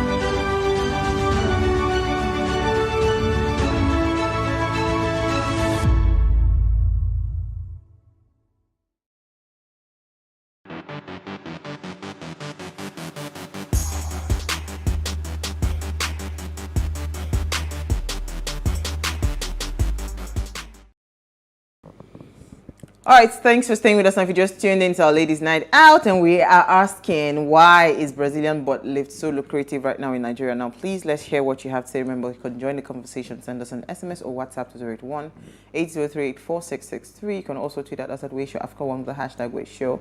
Our phone line is now open. Remember, the number to call is 07025007749, and turn off the volume of your television set when you're calling. Uti, I'd like you to conclude, but I want to ask this question.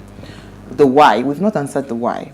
You know, so there's a global thing, right? I know it's a global trend, and I know all this thickness and all of that started with Kardashian, because I remember that time we used to watch. My sister loves Kardashian before, so I would always watch it, and I know that I saw those episodes where they would go and sit on a scanner just to scan the butt, just to prove that they didn't have implants on.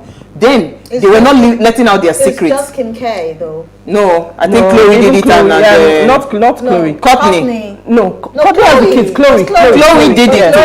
And two of them, they were always sitting on the scanner to scan the bonbon to prove to the world that they bought. You know, then they were still keeping it under low key until, of course, they now saw that this might be a business. I'm sure a lot of doctors paid them to make it a big deal for people. So I want to ask the why in Nigeria. Okay. So youngest old man from Lagos. Oh wow. Thank you for calling. Let's hear what you have to say. Good evening. Hi, good evening. Volume. You see, this is your topic, the thing I kind of felt for the lady that lost her life in trying to make her nature look more better than the way heavens created it. It's okay. Now it's in the rain. But for me, I kind of advise people, because one funny thing about Nigerians is that we don't really go after consequences. We only go after the results. So it's natural about us. We are stubborn to that extent. So all the things people are talking now, I think we should be just for example now, doing the other thing in the other room for the younger ones. I think instead of telling them not to do it, you tell them the safest way to do it. Because even if you say they should not do it, they will still do it. So I have to use that terms to advise the younger ones coming up. I think the organizations or anybody involved should see how we can imply insurance into this system. Where you want to go and do something, the insurance company will come in and give you a life insurance. It's going to help them to checkmate the safety of what we are going into. Because when you have a life insurance, that is already helping you to be safe on one ground. Then on the other hand, even if you buy, the people who suffer from money tonight, the woman will carry you for 9 months for belly, and other people who are around you go get small tea where they go tell you belly, because maybe not be the breadwinner or the pancake winner or the pure water winner in the family. So that the pain not too much. But if you choose to follow the hard way, which is not the only way, and you buy on that, then the insurance company will just pay. And somebody will get something to the way you're crying, the tears will not be wavy. Because this is pure wasting of life. That is my understanding. Thank you. So what I understand you were saying is that, whether we like it or not, people will still do it. So let's not tell them that don't do it. Let us just tell them safe ways to do it. Yeah. And that's the truth. That's what you talked about, Turkey. Yeah. So, I mean, first of all, it's a risk you are assuming yourself. So, no insurance going to cover you, by the way. So, to come back to the why, right? We understand now that if you follow the trend, Nigerians, we follow the trends and we are quite dedicated to following trends. So it has hit our shores. Now, why is it now taking hold rapid fire? First, there's access. We talk about how to do it safely. A few years ago, there was one plastic surgeon on social media in Lagos.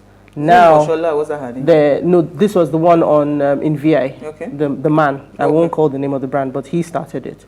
And I think he returned from either the UK or the US, and he opened his clinic. And then all of a sudden, more and more started popping up. Who was the lady who that people died? The lady, right. So we started to see this clinic where somebody died now is in Mende in Maryland. I mean, just the name alone concerns me. But they have 35 or almost 40,000 followers on social media. Wow. So it became accessible. And even though 3 million is a lot of money, it is also not a lot of money in context. So like we said, this surgery is not a particularly expensive one. So there's access. There is motive. Social media is remember I said influencers. You see the people whose lives you want to have on social media. Living these lives, and you want it.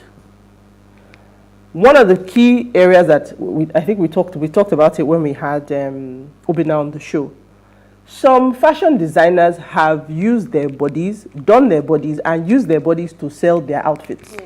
That is a strategy to market. Just so this is for you to understand the whys of different people. You already talked about the actresses and the celebrities. It adds to the value. There is now a certain aesthetic that we want to see. So producers, directors, all of these people, they want to see it. So if you're serious about the industry at some point, like Youngest Old Man said, it's the trend. You will either give in. In fact, sorry, my darling. There's a particular movie, I will tell you people after the show, that what I heard at the end of the day was because of that role, they were going to give her the lead role. She was not particularly qualified for that movie. And that movie didn't do so well. But because she had gone to do her body, right, they gave her that role. Because you're supposed to look a certain type of way. So it's all about the visual. Exactly. And that's what I'm trying to say, that we're a very visual culture. Look at the AMVCAs now. Picture, it's like, you have a choice. Either you see one that was marginally well done, or a lot of them are botched, by the way. When you see it, you know that. Because it's a very unnatural aesthetic. Your waist is thin. And then it's like somebody just, as you were going, someone just threw a ball at you and it's stuck. That's what it looks like. And I mean, to each their own. If that's the aesthetic that you like, it's great. This is not a body shaming situation. But there are very viable reasons today why people are doing it. And let's not kid people, it's profitable. The people who have done it, whether they be celebrities, whether they be Big Brother housemates, whether they be digital influencers, regular people, they see it's an investment, and there's a real ROI. Wait is the ROI, but let me take Tony from Lagos. I want to know what the ROI is, because it's like say even myself now. I'm thinking something. Tony, you're live. Tommy, go ahead, you're live. All right. Yeah, good evening. Hi. Good evening. How are you doing? Very well. Yeah, I must appreciate what you're doing there. So let me give, my own little contribution. I will go a bit biblical. You know, we are told in the Bible that God created us in His own image. Anybody, either a woman or man, and all trained in body structure. It's saying indirectly that God has not done well. That God has not created anything. So he or she is adding our own to what was done. That's then two, in my language, there's a proverb that says, "See your money back in the and come out the If a young person can live in the bush, nobody will tell him or her that dog can get the person. So if you go ahead and do whatever they want to do with their body, the side effects they will pay for it. As simple as that. Sorry, Tommy, I can't. Can you hear me well? Go ahead, yeah. Thank you, Tommy. So I think what I was able to grasp from what he said was basically that they should, if they want to do it, they can go ahead and do it. It's their body. But however, they should know that there are consequences. There are consequences afterwards. I was going to say, what's this ROI, right? Because a lot of people have argued that people do these things because of insecurity, but I think it has gone beyond insecurities. It's gone beyond insecurity because, they said that, you see the Brazilian bots particularly, taking out fat and injecting into your butt, that the bomb, I read a medical doctor explaining the tiny veins that are in your buttocks, right? That if they inject that fat and it mistakenly enters any of those veins, it is death straight. So you know how extremely risky this is, and you're doing it. So it has to be beyond just, insecurities and maybe people trying to accept your body. There has to be a financial, profit that comes with it. Because if I'm investing 3 million naira, please, what's the ROI? That somebody will just like my picture on Instagram and I'll have more followers. The motivations are different. I know somebody who had paid. This was somebody who, no jokes, was probably earning 2M a month. Slim, beautiful, gorgeous person. She paid. The only reason why she didn't do it was in the course of her test, she found out she was pregnant. Oops. Right? But the reality was, it wasn't the ROI thing. She liked the look and she wanted it. So the motivations are different for everybody. Some people, it's about self-esteem. They've never liked their body. They want to change. Yeah. Some people, there is, I want to attract more people. I want to attract more men. Like I said, some people, they use it to sell their business. They have fashion to sell, and this is the way to garner attention. It is profitable wherever. So what profitable means is just like when you say what does success mean to you. It's relative to the different situation. But is there value to it today? Yes, there is. But the fact is, it is also trending. And we know how we are as Nigerians with trends. If I can afford it, and you've seen the pictures. It looks, when you see it, you're like, okay, everybody's going to notice me, and everybody wants to walk in the room and be noticed. I actually like how you reiterate Nigerians and doing trends are taking it overboard. Because this whole entertainment industry we're talking about, we still watch Hollywood, movies of 2020. They are still looking like normal human beings. Not everybody is like bottle. Right, so it feels like we are the ones. They've passed bottle at this point. Because it feels like we are the ones that are now crazy. Look, just go to maybe anywhere you watch your movie on. Go and watch 2020 movies. Don't even go to 2022. Don't even go to 2021. They are still looking normal. So I get that it's a trend, and I like how she's always reiterating it that when we latch on something, we do it to define now until maybe the whole world will have to come together to beg us, I beg, don't do it again. But this trend is now picking its roots more in Africa. And I think it still goes back to that self-esteem. I want to ask a question, because there are some celebrities that I already knew that they had really cute butts, right? I have one particular one in my mind. The lady that died, look at the picture of her. She really did it. So, but I hear that once you start it, you need to go for refills and all of that. So you think she has done it before, yeah? Good. Okay, so you need to go for refills. But I was going to say that, because there were celebrities that I know, they already had cute butts. So when they eventually did, I'm wondering, why did you go and spoil that really nice? See, if I want to do, I've said it. Anybody that cares to know. It's just that I cannot bear pain, right? But you see this, my belly, if I have the opportunity to go and make it tiny and flat and everything, so I can wear my bikini, I cannot bear the pain, Essie. Okay. You understand? So that's why I'm suffering doing my sit-ups at home. I can't bear the pain. But if I had the opportunity to do it, I will. My tummy, I would do but not feeling bum anywhere. No, I don't need that. But I'm just saying to you that, so can insecurity get you to that point where you actually look at yourself in the mirror and, put your life at risk? Is it that bad? Yes. I think it can. Wow. Just very case in point, you see people who meet a man today and the man says, I like somebody who is chubby. They begin to eat. Tomorrow they meet another one. I like somebody who is slim. They begin to work out because they want to look. So they don't even have an identity. It's based on what the market is. Let me call it market now. What the market is. Like, who am I trying to attract? What do they want? How do they want me to look like? There is no self-realization. Prince is beholding. I'm sorry. Praise your life. ROI. Praise your life. Is he there? Hello? I think we lost the call. So you are talking about insecurity. I just want to quickly say before you say, people are drug mules. They swallow drugs for the same ROI, for the same insecurity. People rob today. They do smash and grab on the road. Totally. So I don't understand this question when she said no, nah. However, there are other reasons aside from insecurities. I was going to take it from the perspective of, some ladies or some individuals who meet somebody who would want to pay for it. And they would say, oh, this opportunity will not pass me by. I would rather take the pain. I would rather go through everything, the consequences, so long as I'm not the one paying for it. Absolutely. Austin for Benin, please. We have 1 minute left, though. Go ahead. Austin, you're live.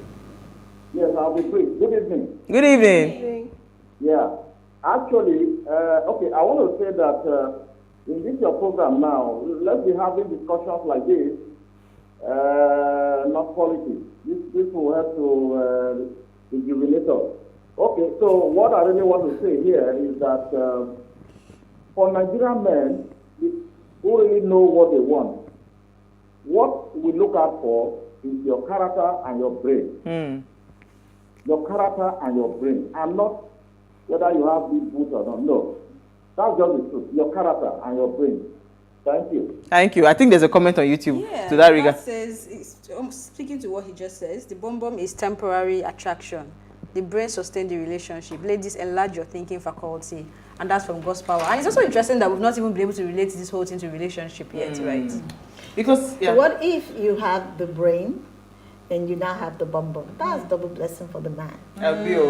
But why would a man come but look at how that music went viral. You to change yourself. Like, if what you're seeing is not what you like, why not go to someone who has what you want? Why do you want to change the entirety of somebody, risk their life, make them feel less of themselves because you want to have them? So I like how all of you are showing your age. Please, culture changes. Yes. What men like over time has changed. This is why I said that the power of the beauty industry, it is what the industry tells you is beautiful. So these men who are saying now is because you grew up in a time when, yes, brains were appreciated. Have you met today's young girls? Do you see what happens on Twitter? They don't care what you have upstairs. Nothing. They just like what they see. You see people, there was a day I was just scrolling on Twitter and I saw some, I'm sorry, I can't describe him as anything other than raggedy Andy young man. With, in fact, I couldn't understand it. I thought that this thread was going to be, one of those ones you just post and nothing happens. And he said, I'm looking for my next girlfriend. You want to see the post? And the like. Girls started popping their pictures. I'm like, they were posting their pictures. I'm telling you to be picked. Do you see the man? Let's take comments. Quickly. We have run out of time. It says, hi ladies. Uti, BBL procedures by relatively healthy, normal women are induced by inferiority complex and need for male attention. Sorry, I'm not using my glasses. Male attention. Speaking as someone who has held natural and cosmetic parts, I testify the natural feels better by far and looks natural in an aging body. For the Toke example, her bum is a poorly done job. Jesus. And an eyesore. Ufoma. That's for Ufoma, not us. Go ahead quickly. Quickly. Okay. Hi guys, while I respect people's opinions, this conversation has left me so confused. People, they try, Sha. Could you please confirm when you have the waste program so I can set my YouTube right? So that's Chisom. Chisom is 8 p.m. Monday to Friday. Go ahead. Awesome. Austin from Delta says that people are following the trend doesn't mean one should follow blindly. Let me take you back to yesterday's discussion where one of you said one should understand what he or she wants in a marriage. Yes. I'm over 60 and I know it's different strokes for different folks. Totally. While some men prefer the so-called trim shape, some men love the plus, even over plus ladies. Yeah. It's choice. Okay, it's choice. Plastic surgery is dangerous. Remember a former first lady lost her life some years ago abroad over plastic surgery. Please remain natural. Some ladies bleach and when you see some of them, they look like monsters with patches.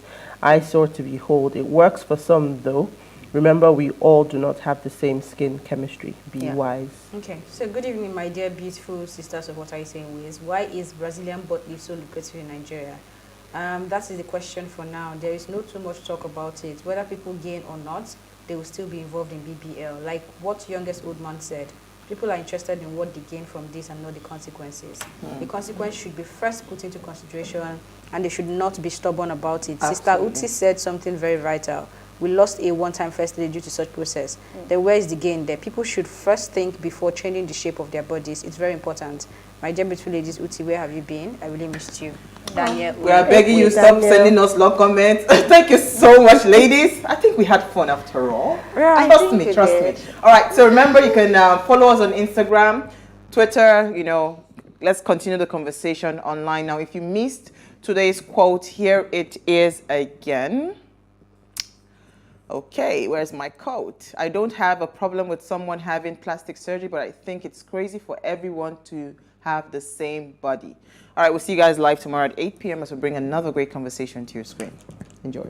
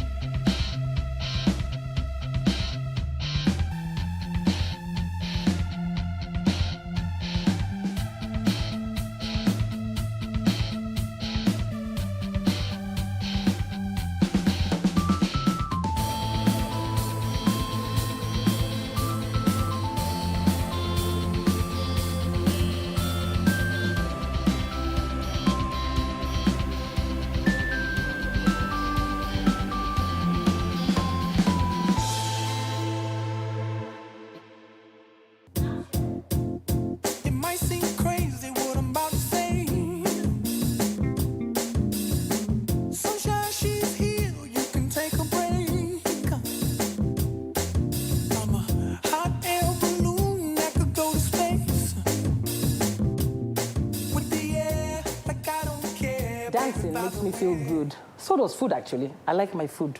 Pepper snails. I have a very spicy tongue. I have a friend that likes shopping. She calls it therapy. She gets her knickers in the bunch and says, Dion, let's go therapy. I need shopping. And she buys things she doesn't need at all that we have to give back in 2 weeks. That completely phases me. Welcome to the TW Conversations Lounge. When we come back, me and my lovely sisters and a nice lady here will tell us if therapy is frivolous or really needful. Be right back. Welcome back to the lounge. We have with us today a psychotherapist. Can I call you that? No, you can't say what. No, if you say psychiatrist, people think that it's just mad people. It's true. So psychotherapy is sexier. So she's a psychotherapist. She just makes a big problem really small. Here in the lounge with us is Dr. Memuna Kadiri. She's going to maybe give us some perspective on what we think may be a frivolity. Now, therapy, my sisters, some people say it's frivolous. Like spa therapy. I go to the spa once every couple of months, have a massage, get my pores open, Do you go to get my spas and groove main on. massage? I don't mind. They don't have hair, but I wouldn't mind. It wouldn't make I don't put it beyond the it wouldn't make a difference, though, because they're very clinical. It's a job to them. So they could be as hunky as the nice Spanish Latino guy, but nothing happens. So, let's get back to the subject, young ladies. Sorry, I darling. go to the spa to get my therapy. It helps me distress so that I don't get really crazy. But like I said earlier on, I have a friend that shops. She will buy things she doesn't need, then return them in 2 weeks, just to feel good. So that's why people think therapy is a frivolity. What do you guys think? Adiswa? Okay, well, the truth is, I think it depends on context, but I wouldn't mind to begin. I want to hear what this woman has to say, because this is the one that is telling people, because first of all, why therapy? And what is therapy? Because what I call therapy might not really be therapy, might just be free. I don't know. Just a feel-good thing, yes.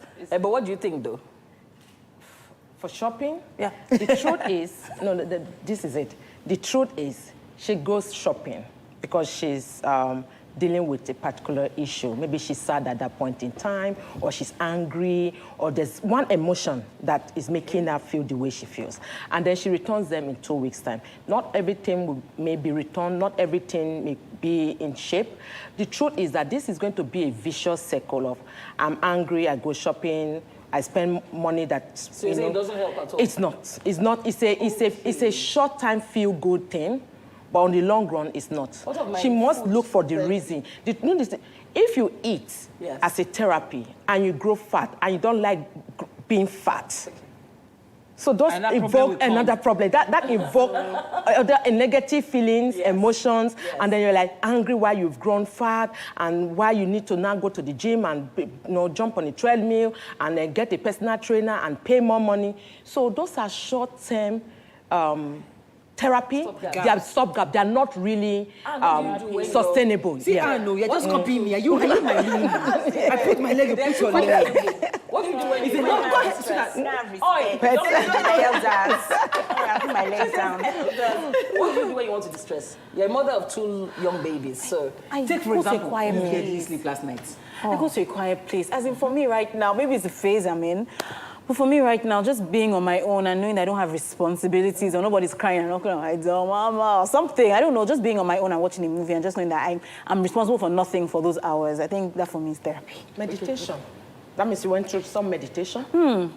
Yeah, so you see, I didn't quiet get that time, context, yes, meditation, yes, What quiet do you time. do when you want to I distress? think therapy for me is what helps me to get balance back. Okay. And I don't think it's frivolity at all. Is your gymming therapy? Because I know this girl. Gymming is therapy. It's finding out what gives you the balance. And that's why I don't think it's frivolity at all. I think the biggest problem is accepting the fact that we might need an intervention. Okay. It is that intervention. I like that word, intervention. Yes. It should be intervention. I think Because- she's the chief of, what is that you call yourself again? Intervention is needed because you want to restore balance, your happiness. And I say to people, if you saw it from the point of view, I read something recently. It said, become the CEO of your own happiness. And it's wonderful. It empowered me. And it made me feel like I would have an outcome I'm looking for. And I feel accountable to myself to make it happen. So what you need to do to make it happen is that therapy. And there are different therapies, as a good doctor will tell Some you. people, you see, the thing is that because of the kind of society we're in, it's a cultural society. Some people think that therapy, you know, it's a therapist for a rich person. Now. They have money now. Let them go. You know, he's just because you say, okay, I'll say to my mom, I feel a little bit sad and I've been feeling like this for like a week or so. She'll tell me pray. What is that? How do you know I don't want intervention of prayer now. Yes. No, it's Spiritual therapy. therapy. Spiritual therapy. There's spiritual therapy too. But it can be uplifting though. Okay. It's an intervention that you're going through. Is the only thing is, at what point do people actually now need professional therapy? Tell us, yes. Because there are different types of professional therapy with the cognitive behavioral, psychodynamic, group therapy, psychotherapy. So let's not even go into that. Let's just say that therapy. When do you know you need therapy? Good. Good. The thing is that for individuals, it's good for us to know at what point there is an issue that's affecting you, that people around you begin to say there's something wrong with you, and sometimes it might have even led to a societal issue. So, e.g., for example, you're sad.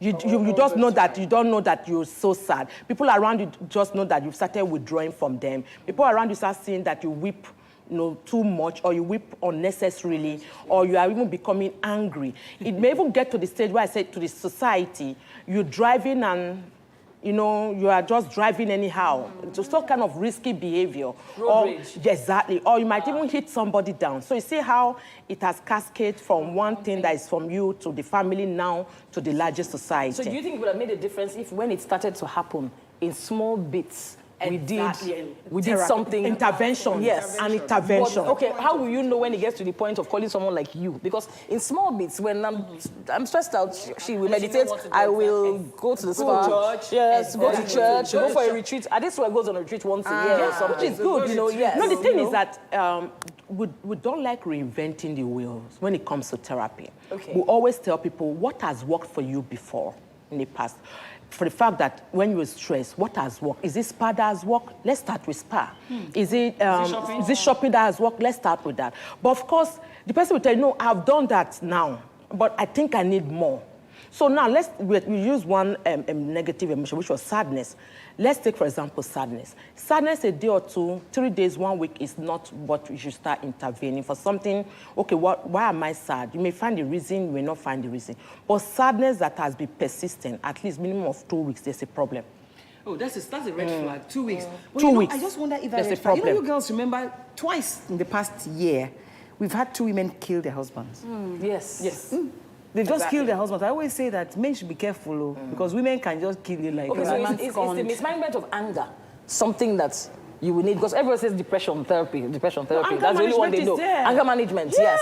Oh, no, anger can be so bad, because the truth is that when you are so angry, you can kill. And when you kill, you won't know until you've killed. And I say, oh, what I've had. People can be so angry, and the only option they are thinking of at that point in time may just be death. Let me just kill. And they are not thinking, because their emotions have overridden their logical thinking. And once that happens, whatever happens, it may be disastrous. It's not every time we find little things that someone has done, so we can change it. No. So yeah, anger management is very important. Those women that kill their husbands, tiny little women like this can afford to, what do you call it, to reduce that man to... How do you mind? I mean, because very strong. That's very strong. Is it anger? The thing is that is it anger or okay? Can you anger? Because I saw the last one I learned about was the lady who cut off her husband's genitals, and then she stabbed him till he died. She was very angry. She was very upset. She must have been really angry. Not only that, she had gone into the realm of unreasonable behavior. Mental case. Could she have been? It could be. We won't at this point, because we've not heard from her, we've not assessed, we've not evaluated. It could be one. And of course, we know spouses that kill, we have different type of killers when it comes to that. Please tell me about them. Oh, we have different types. We have the temper tantrum killers. Don't do. Yeah. Does it by law? And you're a lawyer. Do they get away with it? If you kill your husband, crime of passion. Crime of passion. I don't think they do here. They do. Sorry, or if you kill your wife. I keep saying if you kill your husband. My cameramen are laughing. They're not happy. Your wife. They're not happy. Always kill your wife.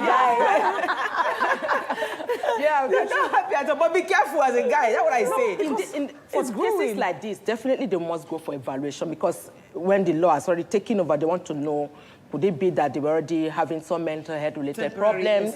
Or because that, of course, it's already too late at that stage. That's exactly. Which is my question. That's a therapy. So is important. when should there be an intervention?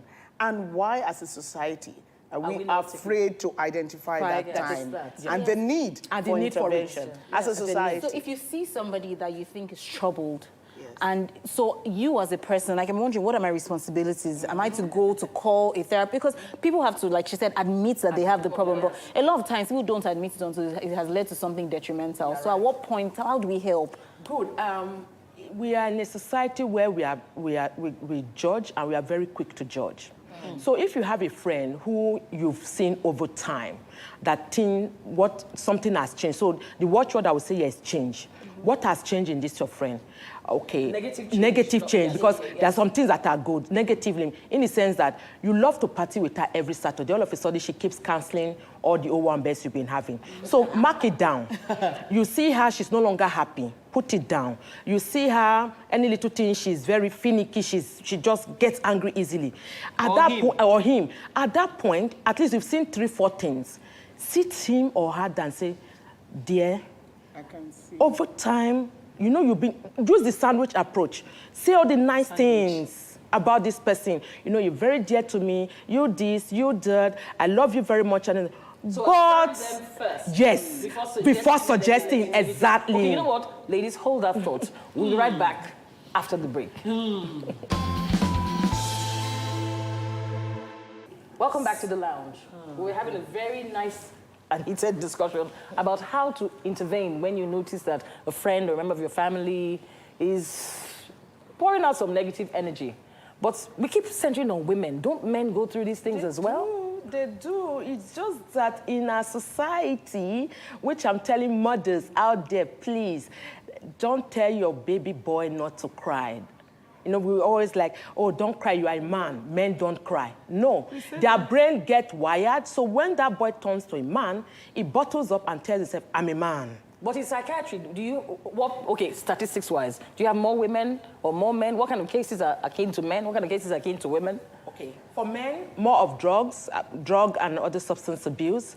For women, more of depression. In fact, women are twice more depressed than men. Our emotive, our emotive nature. I know how to. No, we are more emotive. We have more issues. The thing is that there's that societal thing that is attached that women can multitask. Not all. Researchers are now, yes, it's pressure. Yes, it's pressure of life. The thing is that even studies are now showing that truly we can't just multitask. We are just having that women can multitask. So we take it on. And then we do all those things suboptimally. So what you're saying is stereotypes don't help? Yes, stereotypes don't help. For men don't cry, boys don't cry. So women multitask. Women multitask. We multitask. We also have longer hours of sleep because we need our brain, but we don't. Man, we don't. They can say it again. To a certain extent, yes. No. I cannot agree that we can't multitask. Yeah. We can multitask, but to a certain extent. We must know the limits. That we can multitask. When do we know that it don't pass us? We should learn the act of delegating. I was going to say that with Anne, when I was having children, I didn't wake up to feed at night. Because I'd spent the day with the children and breastfed. So I used to extract in a bottle. And it was the only time I said, my husband, you get to bond with your child. So nobody's allowed to touch me after 10 o'clock. You're dead to the world. He completely, I don't want to hear squeak. As soon as he hears the monitor, he'll go and get the bottle from the freezer. Warm it, change diaper. That's a good strategy. Such an express. So that for nights. At least 2 nights, you know. He actually does try. In fairness to him, I remember 2 nights ago, I was really, really exhausted. But the baby won't agree. And the baby woke me up with this, so I woke up with a headache saying, my head. He just carried the child at 11, and then I saw the child like 6 a.m. I'm like, kudos. They're going to work as well. But yeah, I mean, generally, like she said, women, there are many things apart from the baby. There's cooking, there's going to work, there's many other things. There's even when you have people, the people that we have these days, the quality of people that you have has helped. You always have to almost supervise and be angry lots of the time. There's other therapies. You know, you're talking about the sex therapy thing. Oh, yes. Okay, now, when we counsel couples, a lot of couples, especially middle-aged couples, they're having struggles. erectile dysfunction, low libido. We wrote a film once, and the effect of rape on we played with the effect of rape on 2 women. One became an nymphomaniac, and one became frigid. So you have some women who absolutely don't like sex, and they don't want to be bothered with it. So we often say to them, can you see a sex therapist? Nigerians just blank out. Like, for what? Yes, especially the men. They're like, are you saying that I can't do my business?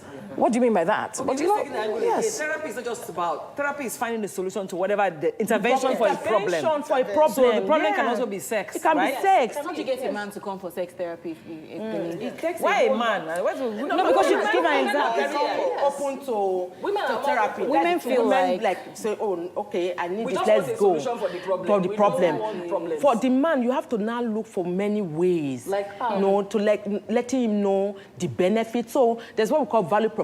Even in business, okay, what value would this bring to this man? It's not without because you have to consider his ego. So you're not going to say, oh, your wife did this, and because of this is it.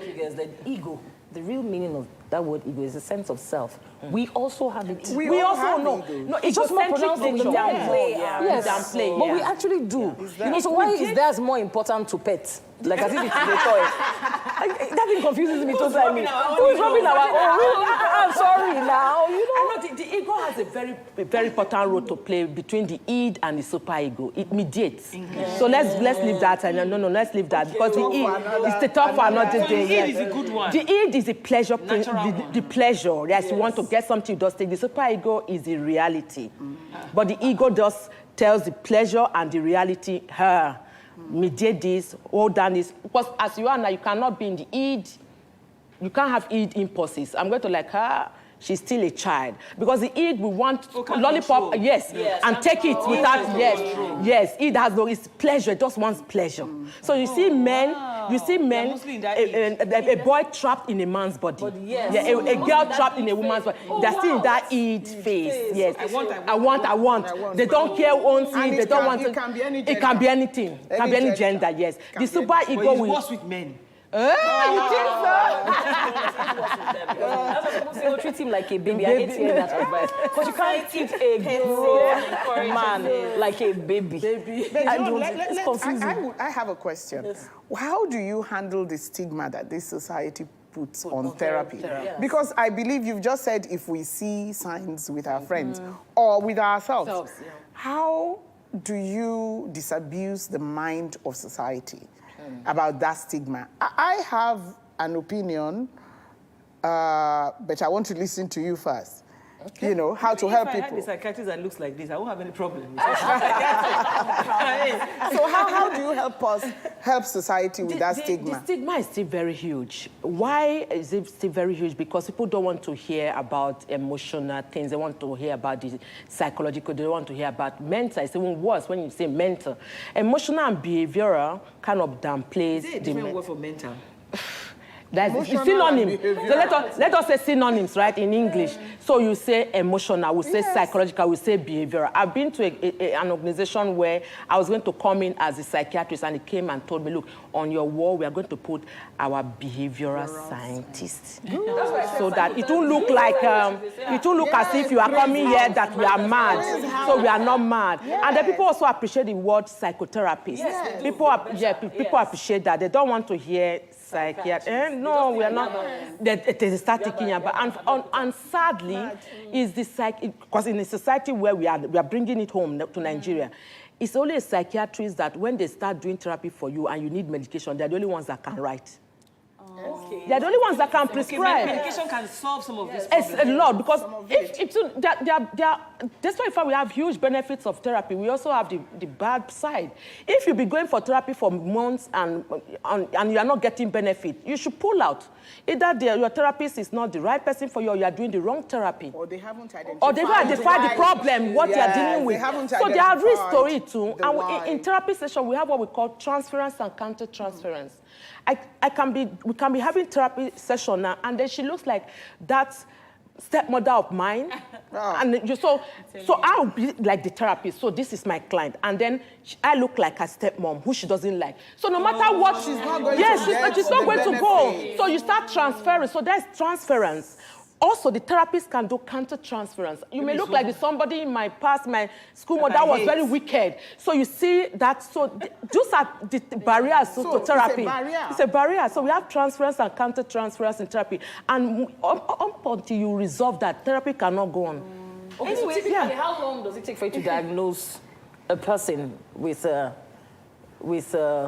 special needs? Sections for therapy? First, this person, if I come and say, my friend has this need and blah, blah, blah, how long does it take for you to diagnose what the person needs first before you start to administer? An hour, 2 hours, consultation so you can do it in a session.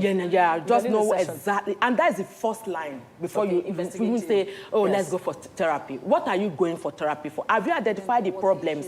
Have you identified the risk? Have you identified childhood adversities that this person might have been going through? What are you going to even do therapy for? So you get all this from conversation? Yes, conversation. The person is not talking. Exactly. Good. There are different ways. So you start with paper and pen. We can be deaf and dumb in consultation. So write. Yes, you can do sign language. So if you have sign language person around you, they can do sign language. Or you can get the person's role model or somebody that they respect. What if the person is there under duress and is like, I'm not doing this? That's their work. You must go past that barrier. So who brought this person? So you go interact with that person and ask questions about what this person likes, she likes Arsenal fan. So you, even if you don't like football, you quickly go on Google and know the coach, know the players, and all that. Then you start seeing that smile building. Or when you say, I love Arsenal, I did this, I like the coach. Let me ask honestly, really. If somebody told you she was seeing a psychiatrist, what's the first thing that would come to your mind? That's the point. That's honestly. Because it's the crazy house impression that makes a lot of people either cannot own up to the fact that they're taking therapy or will not even start taking therapy. So I'm saying the more, I like playing on words that you just described, but the more we all understand that therapy has been there for years. Yes. Philosophy was therapy. Cognitive behavioral therapy came from the philosophies of Socrates, who believed that your healing is inside you. It's in your reasoning. And you can help yourself with reasoning. You can help yourself with talking. And question the assumptions that are making you unhappy. Exactly. And you can be a doctor to self. Not get someone to help them. People prefer to try and sort it out themselves. Yes, but not get somebody. That's the problem. They don't want to tell people, I need therapy. So they say, I will sort it out myself. So some people say, okay, yes. Therapy can be sold to them as somebody just needs to talk over your matters rather than feeling that I am going crazy. How expensive is it? How affordable is it? That question always comes up. It's not so as bad as we all think, though therapy for a session is 100K or whatever. You can get therapy as cheap as 10,000, 15,000. We qualified therapy. Qualified, yes. The thing now is the qualification. Consultation. An hour, yes. Therapy shouldn't be more than an hour. No, if it's more than an hour, you don't know what you're doing. No, there must be the rapport, opening, and then, of course, disengaging. So 45 minutes is just fine. The 15 minutes opening and closing. And different therapies have different take home. Some, like cognitive behavior, will do his homework. And you can do on phone, too, because I've had Memuna counsel my son. On phone. Telephonic is there. Can we mix the ones that you say are the frivolous ones? Can we mix shopping therapy with regular therapy? And chocolate therapy, dark chocolate and that. Yes. Somebody there comes for a professional, whatever, for professional therapy now, and then that shopping is there. We now make that person understand that this is what shopping, does for you. And this is what it will do later if you continue in this pattern. Yes. So on their own, they will definitely know that, no, this shopping is not my my solution. Is it at like this drugs, point. for example? Because it's therapy of some sort. It works. Kids who not take weed and stuff like that, you're unhappy, they take it to make them unhappy. Yeah, it feel good. So there's good therapy and bad therapy. No, that's what I said. The point is abuse. That's not therapy. No, but it's therapy. Yes, for them, they think it as a therapy because they tell themselves they can stop when they want to stop. Absolutely. But the bad bad thing is that most times they cross the line. So the point is shopping they can cross get to that the line. level Yes, too. shopping can becomes cross the line. It's solving. Then after a while it becomes an addiction. However, there are things you can do to help yourself momentarily. Yes. Like the spa. Meditation, mindfulness, yoga. Yes. Sometimes when I travel, I meditate a lot. I just go away and talk to a trusted friend. Exactly. And really start from there. Talk to a trusted friend. I didn't say talk to a friend. Trusted friend. Talking to a trusted friend is almost like therapy. You know, like anyway, you will say I answered my question. If I told you I was seeing a string, what will you say? What's wrong with AO? No, I would just okay, just honestly. I will ask you quietly. Do you need some help? Do you need me to go with you? Because I've had therapy. Okay. So it's not a big deal. Yes. At first, I'm like, what do I need to be careful about? What have I said to her that risk is coming out? No. I would think she's brave, and I would think she's very focused. Yes. Well, I'm afraid that's all we have for today. We've been talking about therapy and how important it is to identify the need for it, the need for an intervention. But like Fumi says, be the CEO of your happiness. Yes. Thank you for joining us in the lounge. See you next week. Thank you.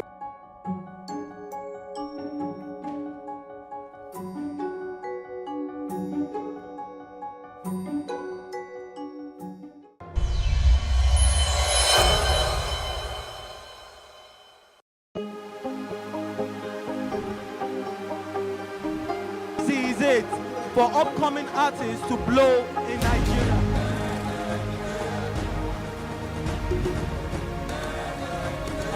Welcome to Plus Trending. I am Booking November, your host, saying thank you for joining us on today's episode. Welcome back. It's tea time on Plus TV Africa. Practice makes perfect. I'm not perfect yet, but I'm a lot better than I used to be. He's a king. He's entitled to marry 100 if he wants to.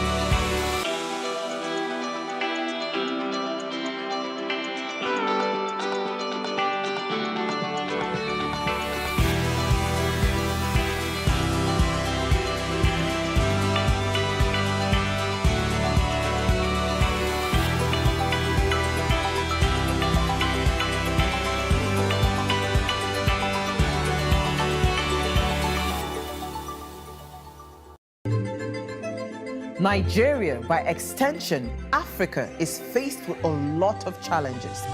The growing youth population with little engagement, that is a ticking time bomb. We are a blessed people with diverse culture and highly cerebral minds who have a lot to say. And yes, we are talking. It is important we drive the right conversation that informs, inspires, influences thoughts and action. If we say there's beauty in our diversity, then let us embrace our diverse culture. We must continue to courageously be the voice of transformation as we are the hope for the future. Yesterday's conversations shape today. What are you saying to shape your tomorrow? We know you have a lot to say, and we are here to hear you.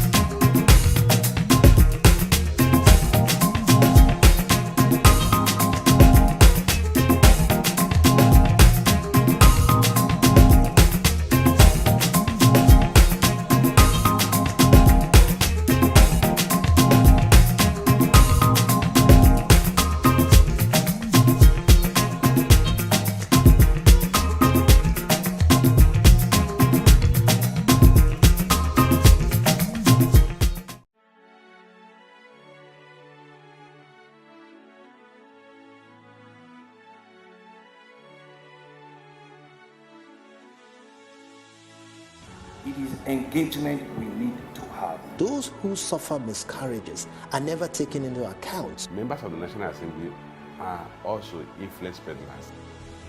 You are sitting on Nigerians' money. From the barbing, I pay my rent.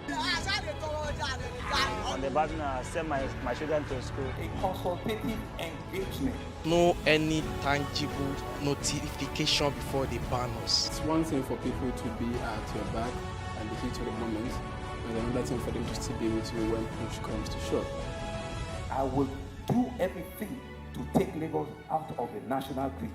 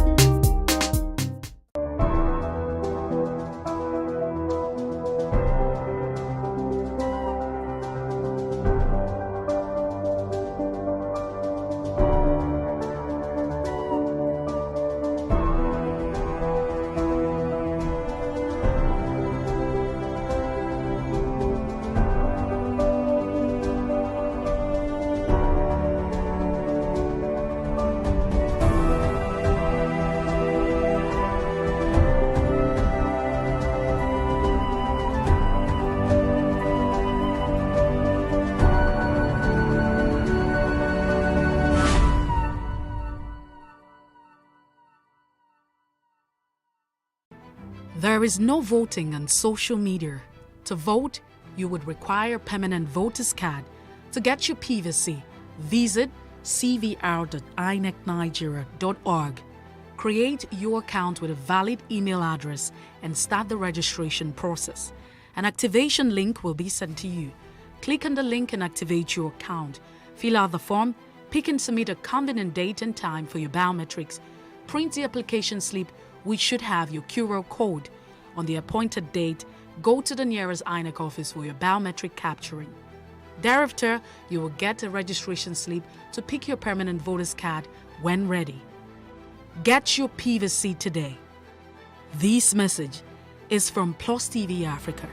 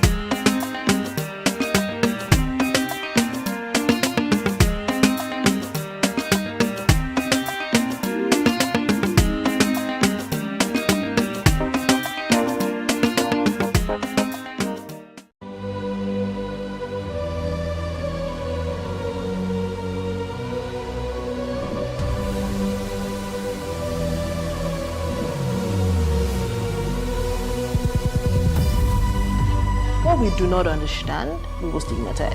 What you can see is the remaining of the tanker that exploded. The suspect equally confessed.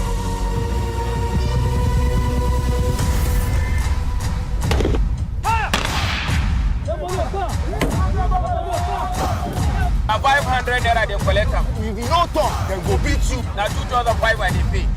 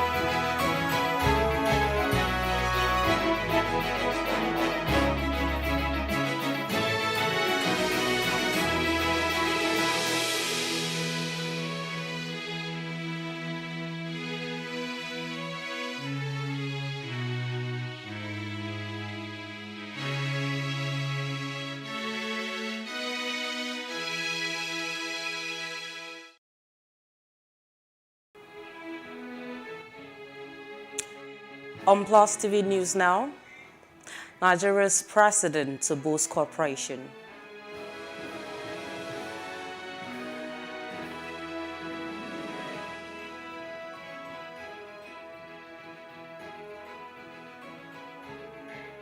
INEC chairman meets traditional rulers in Ekiti.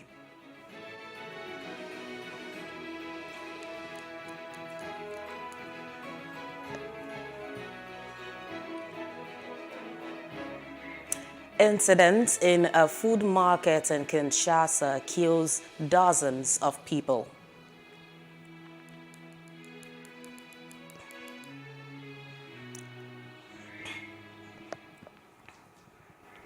Good evening, I'm Olamide Adeyemi. This is the news now. President Muhammadu Buhari has met with Spain's Prime Minister Pedro Sanchez at Moncler Palace in Madrid. This is the first visit to Spain by a Nigerian leader in 17 years. President Sanchez had invited the Nigerian leader for a 3-day state visit. The Spanish head of government called Nigeria a strategic partner, essential for stability and economic growth in Western Africa. During the day, both leaders held a meeting followed by the signing of agreements and memorandum of understanding geared towards further enhancing the bilateral relations. The two nations committed to increasing cooperation in areas such as mutual legal assistance, energy, and the fight against crime and terrorism. Meanwhile, the Independent National Electoral Commission, INEC, has assured residents of Ekiti State of its determination to conduct credible polls in Ekiti. Chairman of the Commission, Professor Mahmood Yakubu, during a meeting with traditional rulers in Ado-Ekiti ahead of the June 18 governorship election, said that the Commission will also conduct the Boch Ekiti East Constituency 1 State Assembly election on June 18th. He appealed to the traditional rulers to sensitize their subjects on the need for a peaceful election and commended the bimodal voters accreditation service during a mock test conducted on Monday.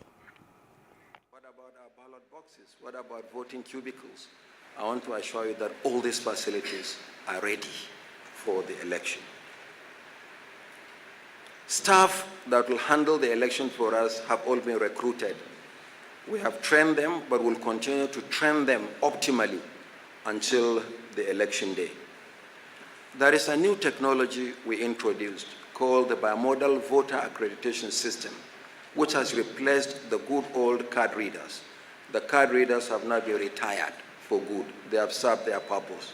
Because we are doing the pilot, we have learned lessons from previous elections, and we want to make Ekiti governorship election, as far as technology and other levels of preparations are concerned, really seamless. What about our ballot boxes? In his response, the Alawe of Ilawe Ekiti, Oba Adebanji Alabi, who spoke on behalf of the traditional rulers, charged the electoral umpire to walk and vote buying and assured of their continued support to ensure peace in the state before, during, and after the elections. The excessive monetization of the process calls for serious concern in this country. We need to put our heads to this, because this has made it practically impossible for people to actually exercise that right of choice. It is the right they are exercising, is the right of the money given to them. We need to do something about this, so that even young, capable, competent hands will be able to pilot their fears of our country. In Ekiti here, we are peace-loving people. We are always advocating for peaceful election, and you can be rest assured that we will give you the maximum cooperation and support to ensure the success of the work of your electoral. Meanwhile, as the ruling All Progressive Congress APC prepares for its special convention for presidential primary, the chairman of the Southern Nigeria Governors Forum and Ondo State Governor Rotimi Akeredolu has charged the party to work hard to retain power by rotating the presidency to the south. Governor Akeredolu re-echoed the position of his colleagues in the Southern Nigeria Governors Forum that power should be rotated to the south. Chairman of the Southern Nigeria Governors Forum and Ondo State Governor Rotimi Akeredolu has been appointed the chairman of Security and Compliance for the All Progressive Congress Special Convention for Presidential Primary. Governor Akeredolu's name was announced in a statement signed by the National Publicity Secretary of the APC, Barrister Felix Moka. The party's special convention for presidential primary will hold at the Eagle Square, Abuja on the 6th of June and 7th, 2022. Other chairmen of the subcommittee announced included for budget, Governor of Gombe State Inuwa Yahaya, Finance and Logistics Lagos State Governor Babajide Sanwo-Olu, Accreditation and Decoration, the Ogun State Governor Dapo Abiodun, Election Planning, Atiku Bagudu, the Governor of Kebbi State, Transportation, Abdullah Ganduje, the Governor of Kano State, and Accommodation, Babagana Zulum, Governor of Borno State. Others also have been handed assignment for the primary.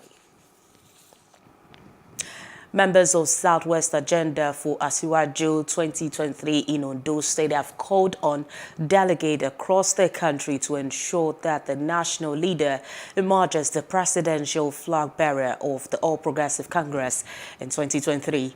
Speaking at a meeting in Akure, the Ondo State capital, a leader of the party, Akindele Adeniyi, said Tinubu is the best material in APC. According to him, the national leader is physically and mentally fit to govern Nigeria and provide purposefully leadership. Presidency, that they should vote for Asiwaju Ahmed Bola Tinubu. We are with him, we are for him, will be with him, will continue to be with him. You can see now, you see the coordinator of Ashwaju Ahmed Tinubu in Ondo State. He has done the job. He has gone around the whole of the nation campaign, and in the process, most Nigerians have seen that the man is fit. I'm talking about physically fit. One thing they were trying to use against him was that he's not well. That is not well. But when they now saw him traversing the whole of Nigeria, have you ever heard anybody talking about Ashwaju not being fit again? He is fit. He's fit physically, he's fit mentally.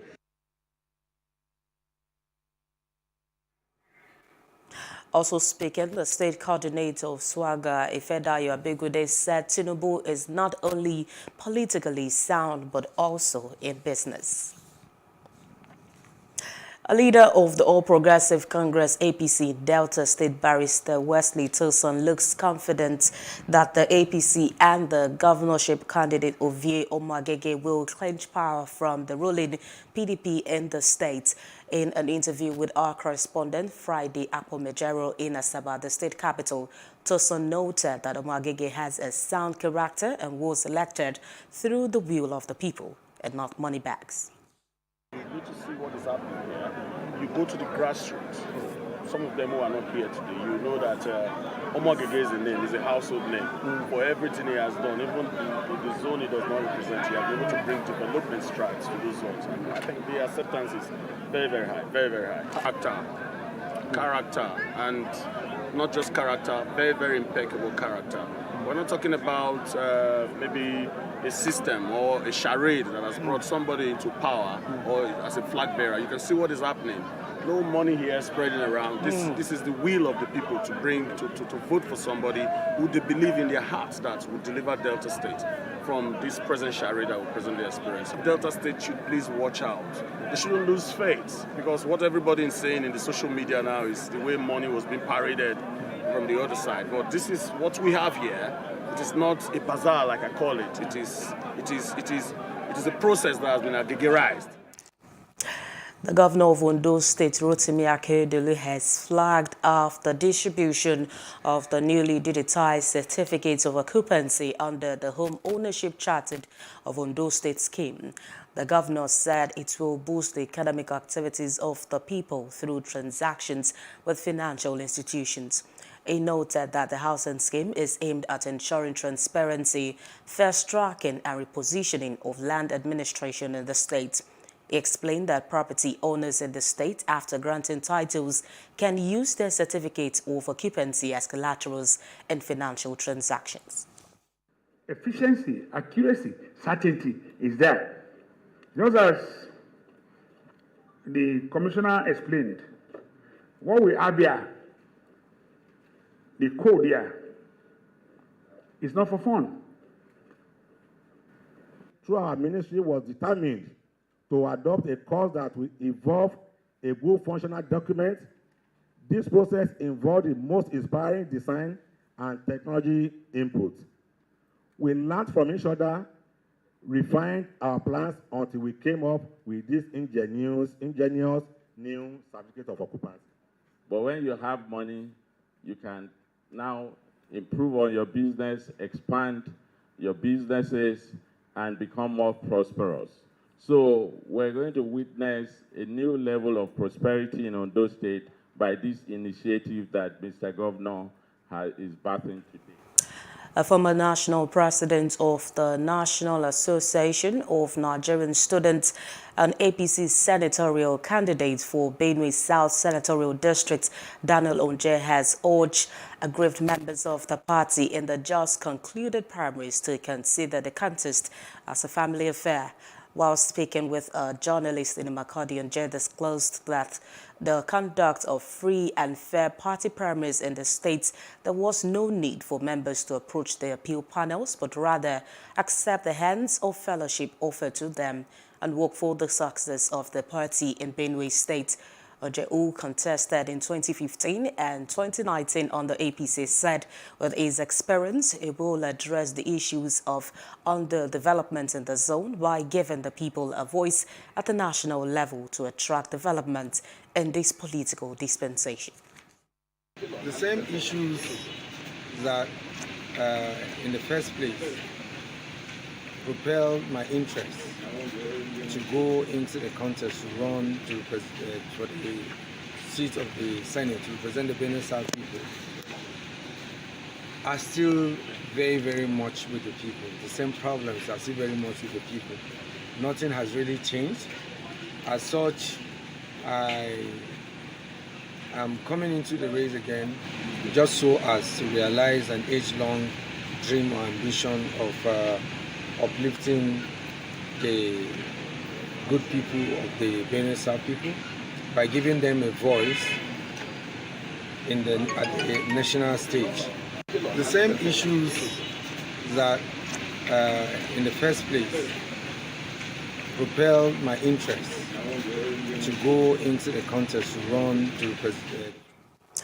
Meanwhile, the senatorial ABC primary appeal panel for Benue State has so far received 4 petitions from aggrieved aspirants. Moving on, the People's Democratic Party in Ogun has reaffirmed that Ladi Adebutu remains its candidate for the 2023 governorship election in the state. The state PDP chairman, Honorable Sikurulai Ogundele, stated this at a news briefing in Abeokuta. Ogundele noted that the primary election that produced Adebutu and other candidates were conducted in line with the electoral law and party guidelines. The PDP chairman therefore urged members of the party and the public to discountenance contrary reports. He advised the aspirants who were not satisfied with the conduct and outcome of the primary elections to seek legal redress. Members of the Allied People's Movement have asked Nigerians to seek an alternative party to govern in the next elections. The party, which just concluded its state congress, challenged Nigerians to evaluate the performance of various parties which have ruled the country since 1999 and draw their conclusion. Moving on, the governorship aspirants of the All Progressive Grand Alliance, Andrew Duya, has emerged as an unopposed candidate in the party's primaries at Lee Primary School, Tinkirinaya, Kaduna. Duya emerged unopposed after other aspirants withdrew from the contest to become the party governorship flag bearers come 2023 general elections in Kaduna State. Our correspondent Abila Darufai found this report as presented from our studios. The 2023 general elections in Kaduna State are coming with a difference, as candidates and political parties are striving hard to clinch power to govern the people. Speaking in Kaduna, the chairman of the Electoral Committee, who was also the returning officer, Timothy Azubuike, says 69 delegates were accredited, with 3 each drawn from the 23 local government areas of the state. He stated that other aspirants withdrew from the contest to drum support for one candidate to become the party's flag bearer in the forthcoming elections. Guidelines of the INEC, Independent National Electoral Commission, either through consensus or direct, indirect. You understand? So we decided to go on consensus. In his acceptance speech, Duya promised to end insecurity bedeviling in the state, adding that it will ensure that farmers go back to their farms without any insecurity challenges. While lamenting the economic situation in the country, Duya called on the good people of the state to give him their maximum support in order to rescue the state. We will involve every community in whatever project we are doing. We are telling our people, PDP is not a religion. ABGA is not a religion. So what is wrong with us? We should outgrow this party loyalty. And let us not look at the party, let us look at the candidate. Let us look at integrity. Let us look at people with character. Let us look at people that can deliver. Also, the chairman of the Inter-Party Advisory Council of Nigeria, Kaduna State, Malam Mikailu Abubakar, commended the political parties for adhering to the guidelines of INEC by conducting free, fair, credible, and violence-free party primary elections in the state, urging them to maintain the tempo all the way. They should be calm. They should conduct themselves in a manner that all the election is going to be peace, free, and fair election, both the general election and the primary election. Which, by me looking at since they started this primary election, is always free, fair, and credible. The chairman of APGA Kaduna State expressed delight in the free and credible primary elections. Says APGA is not a regional party, but a party for all Nigerians to vote for a party that will be fair to them. We are calling to the people of Kaduna State to vote for our party because some people are saying APGA is for Igbo people. APGA is not for Igbo people. APGA is a national party. Recall that Andrew Duye started his political aspiration with the People's Democratic Party, PDP, and became the governorship aspirant of the party, but later defected to APGA after a few weeks before the primaries. As the race to the 2023 general election gathers momentum, Nigerian youths have been urged to get their permanent voters card and vote in young candidates who can push their interests forward. This formed part of the communique reached by the National Youth Collection at the end of their two-day youth interactive session on the 2023 general election. The Southwest coordinator of the group, Sheyi Ogunride, maintained that the prohibitive cost of nomination forms and the current practice of making old people presidential candidates of political parties is a direct assault on the youth.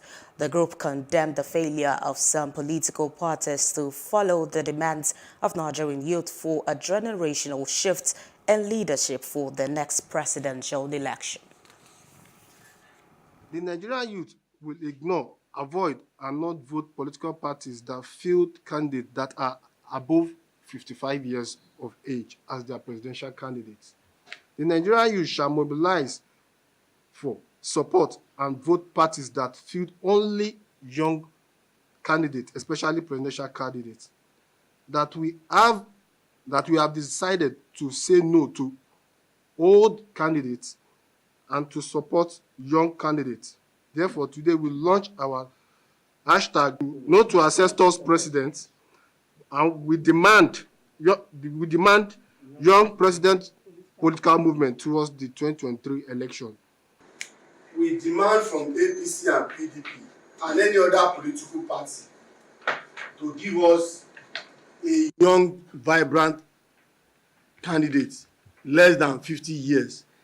It happened in France, it can happen in Nigeria. So there's nothing stopping us in Nigeria to also field a candidate who is below 50. And in every political rally and political party activities, our youth is their machinery.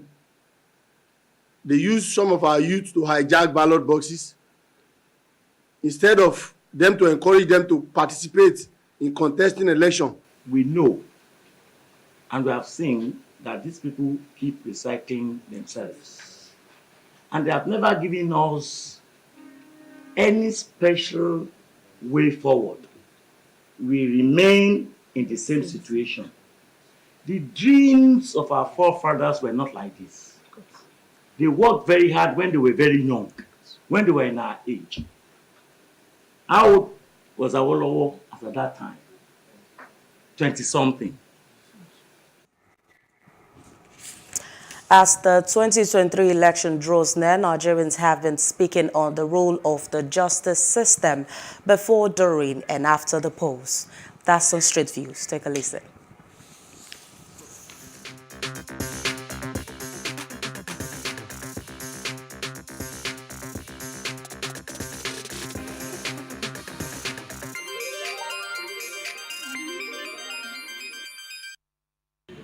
The electoral act once passed becomes the law, and the duty of the court is to interpret the law the way it is, irrespective of who the interpretation will go against or not. Now, coming to 2023 election, you know, before any election, the judiciary has a duty to put in election petition in place based on the electoral act, and when that is in place, the court, the judiciary will be ready to take any case because the election petition will have been in place because it's a special courts. The judiciary really doesn't have any preparation to make with respect to election. The judiciary is supposed to be a continuous process, and the only role of the judiciary is to interpret laws. So whatever laws become current or becomes extant, that is what the judiciary will do. The judiciary doesn't have to have a new preparation. They're supposed to be constant at every time. So the judiciary is good to go with respect to the 2023 elections. The judiciary this time around should look beyond the technical justice and do substantial justice. Because it's on record that there was a time when a matter was called at the Supreme Court, and then the Supreme Court, in its wisdom, left number 1 and went for number 4. It would be against common sense to leave the person that scored second highest vote, the third highest vote, to go and pick the 4th highest vote. So it's what we call technical justice. So we're hoping and trusting that the judiciary this time around would look at substantial justice to ensure that politicians don't use the courtroom and the instruments of the law to achieve a selfish gain. The only thing judiciary ought to do at this stage is to be very, very careful, because the politicians are at their game now. This is the time for frivolous application. This is the time for expert application. They'll come through the back to get any relief to stop the election or to stop the process. So the judiciary should be watchful to shun all expert applications. What the judiciary can do, they can what they call accelerated hearing. They can accelerate hearing, but let the other party be aware.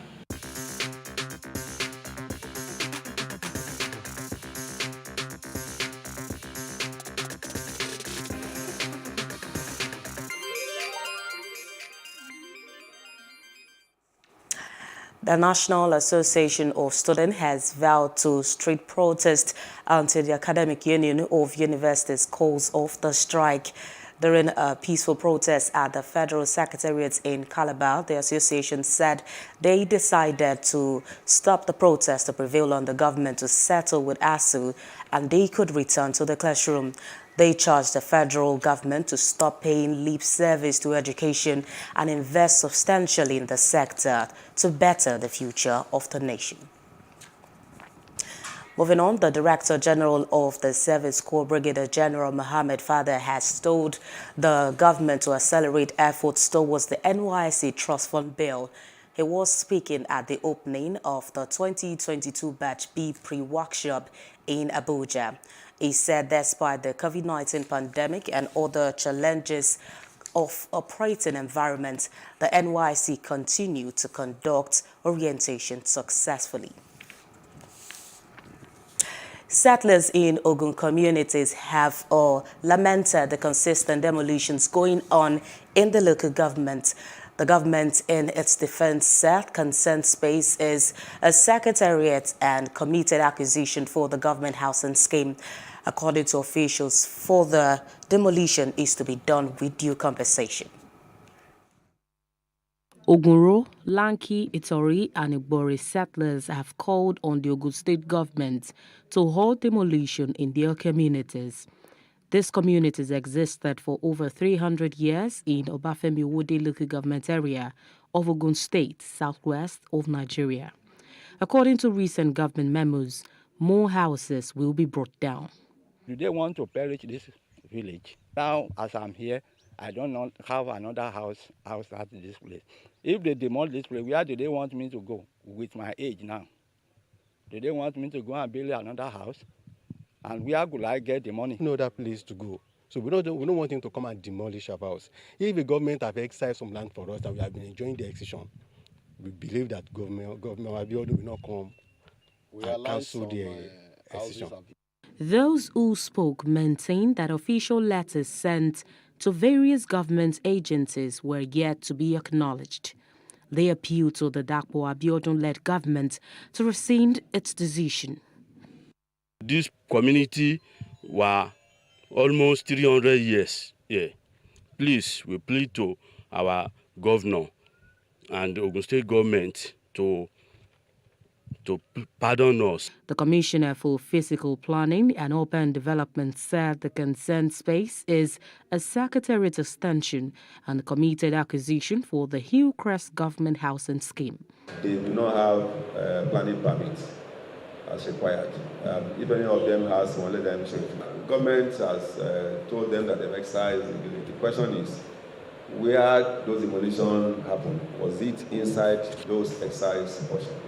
The Director General Bureau of Lands also spoke in the same light. Anyone that wants to build in the state and in any other state in Nigeria must actually ask for the status of the land as at the time you want to commence building. The window period to defend stay on the land is, however, still open for claimers, and further demolition on the ancestral villages is to be done with due diligence and compensation, according to officials. Now, the Inspector General of Police, Mr. Usman Baba, has informed that the Nigerian police have deployed its air assets for aerial surveillance to address the security threat along Abuja-Kaduna Highway. Baba was at a meeting with strategic police managers and official inauguration of Police Specialized Service Automation Project. He said that the deployment of the air asset was to support ground police teams in the fight against kidnapping and banditry along the highway. Baba said that the force had reinvigorated the operation Safer Highway with the injection of more patrol vehicles and personnel across the country.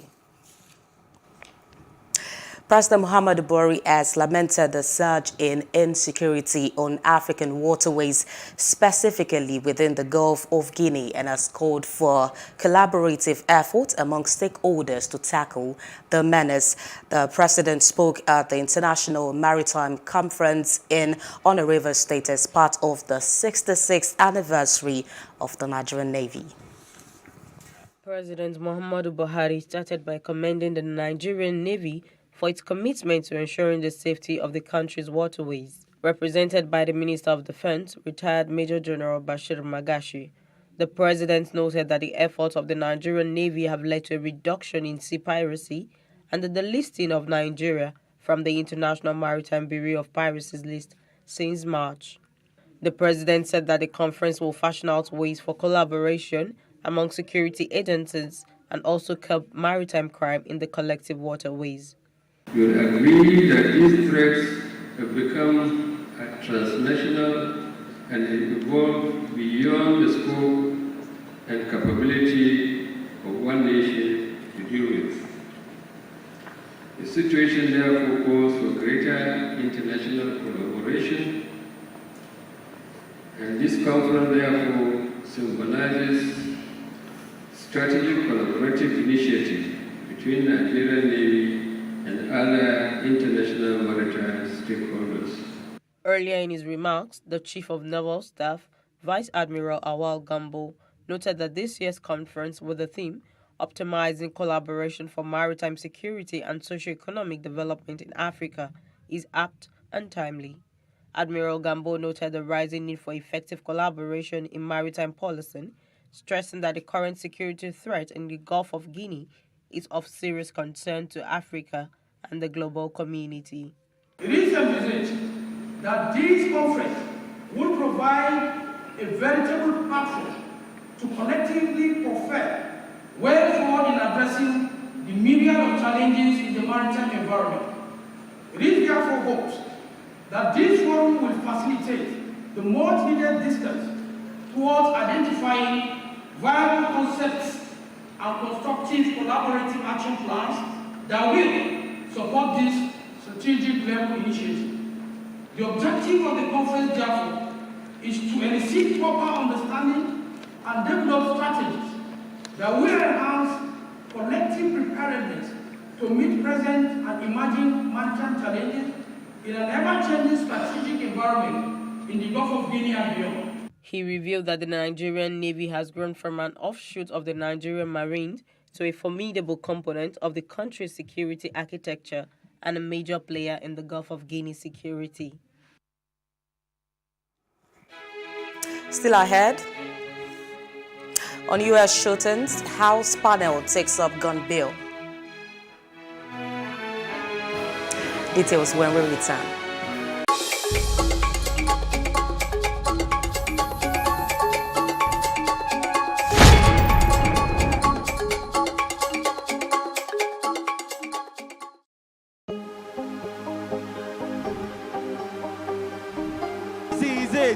for upcoming artists to blow in Nigeria.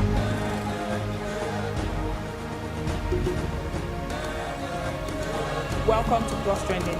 I am Booking November, your host, saying thank you for joining us on today's episode. Welcome back. It's tea time on Plus TV Africa. Practice makes perfect. I'm not perfect yet, but I'm a lot better than I used to be. He's a king. He's entitled to marry 100 if he wants to.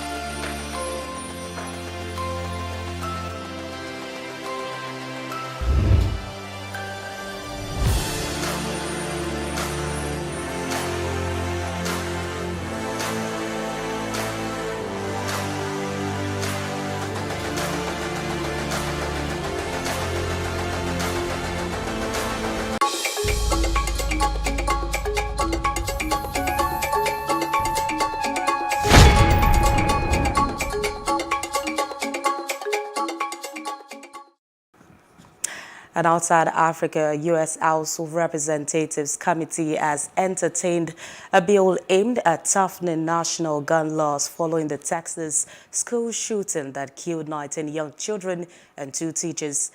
The House of Representatives Judiciary Committee said it will attempt to approve the 41-page Protecting Our Kids Act that will raise the legal age for buying certain guns to 21 from 18, clamp down on trafficking of weapons and encourage their safe storage.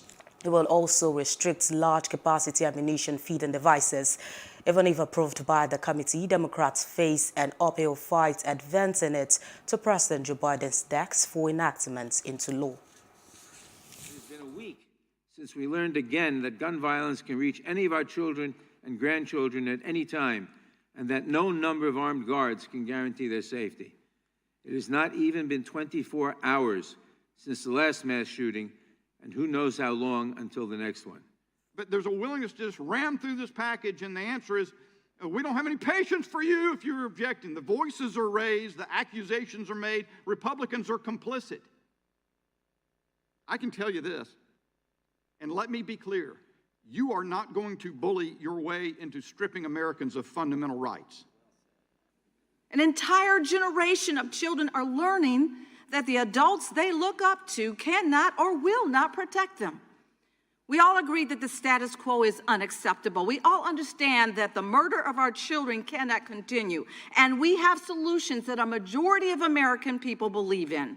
Assault weapons are made to kill. The picture that Ms. Jackson Lee had up here of those 19 children, the last time you'll be able, or anybody would be able to recognize some of them. Because when they're hit with an assault weapon, they cannot be identified. They are obliterated. Meanwhile, a 17-year-old Palestinian was killed by Israeli fire after he approached the West Bank barrier, according to the Palestinian Health Ministry. The Health Ministry identified the man as Odeh Sadaka. Israeli army said it was looking into the report.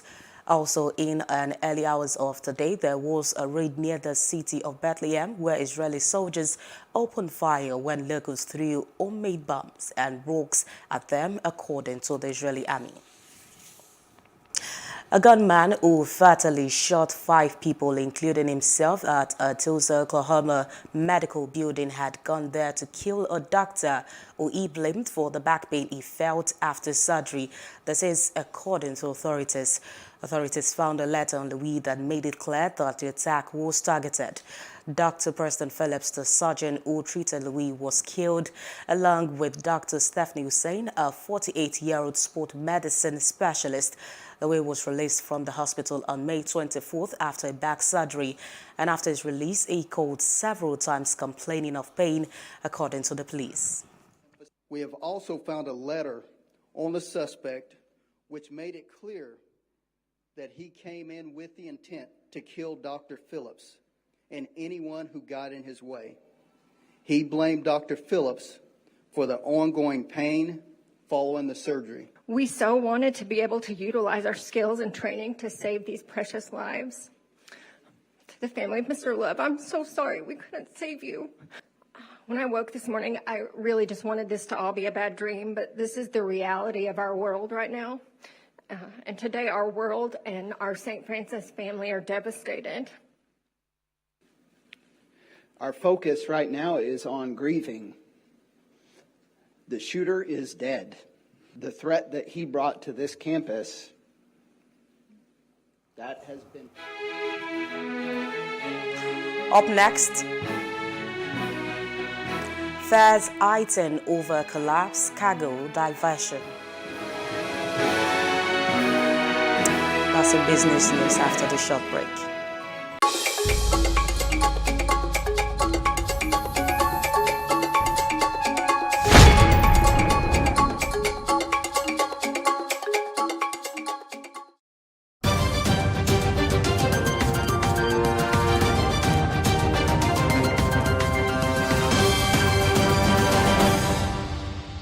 Good evening and you're welcome to Business News. There are indications that the nation may soon start experiencing more cargo diversions to neighboring West African ports, as well as increase in freight rates due to the collapse of both Tinkan and Apapa Quay aprons. A quay is part of the port where cargo is lifted or vessels are loaded and unloaded. In separate chats with our correspondent in Lagos, experts said that shipping companies would now be scared to berth at the affected port. An oil and gas analyst, Zaka Bala, said that the collapsing nature of the quay aprons of the port spells doom for the country's economy, as a lot of vessels will start moving away from Nigeria. In his words, unquote, if goods are imported, they would stop in other countries and we will be forced to go to other countries within Africa to bring in more goods. It will spell economic doom for Nigeria. End of quote. The managing director of the Nigerian Port Authority, Mohammed Bello Koko, had raised the alarm that Tinkan Island port was collapsing. The Central Bank of Nigeria, CBN, has mandated the enrollment of other financial institutions on the credit risk management system. CBN gave the directive in a circular published on its website. CRMS is the practice of mitigating losses by understanding the adequacy of a bank's capital and loan loss reserves at any given period. With this, the CBN and OFIs would be able to track any bank debtor to know if such a debtor owes another institution. OFIs include development finance institutions, microfinance banks, primary mortgage banks, and finance companies. The Apex Bank also reminded OFIs to ensure that all their customer accounts comply with the 10-digit Nigerian Uniform Bank Account Number format and are tagged with Bank Verification Number BVN or Tax Identification Number TIN and profiled not later than June 28, 2022. The National Automotive Design and Development Council says it will partner a UAE-based firm to produce solar-powered tractors. The Director General of the Council, Mr. Jelani Aliyu, disclosed this shortly after participating as a panelist at the Electric Vehicle Innovation Summit in Abu Dhabi, UAE. The summit brought together researchers, engineers, government officials, and electric vehicle companies and institutions from around the world. They explored and discussed the technical, policy, and market achievements and potentials in e-mobility. The aim is to promote food production and sufficiency in the nation.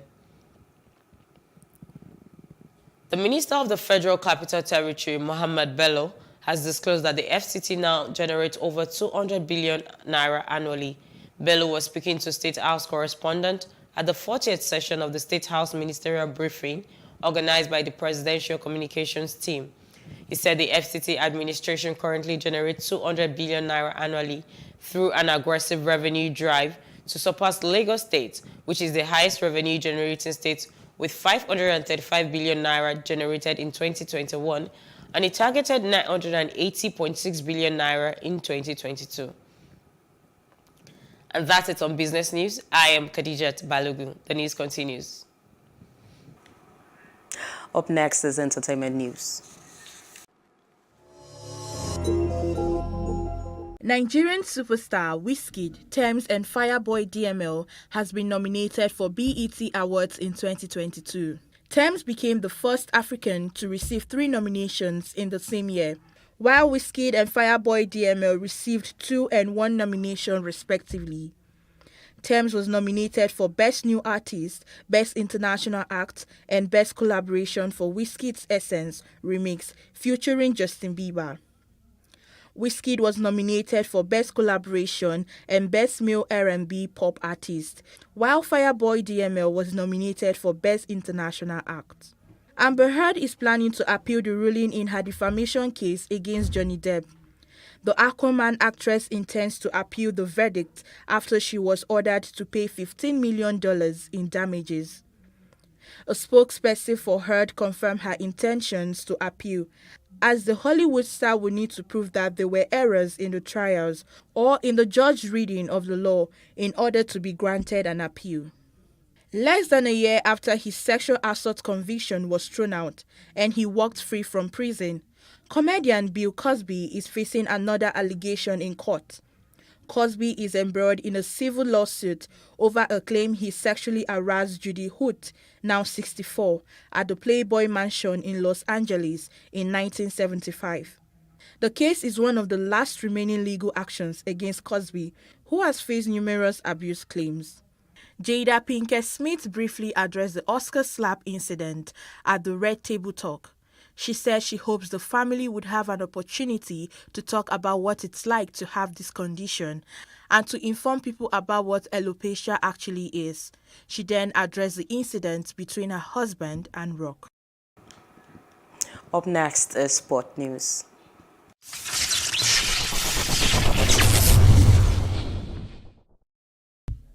The Super Eagles are hard at work ahead of their friendly game against Ecuador.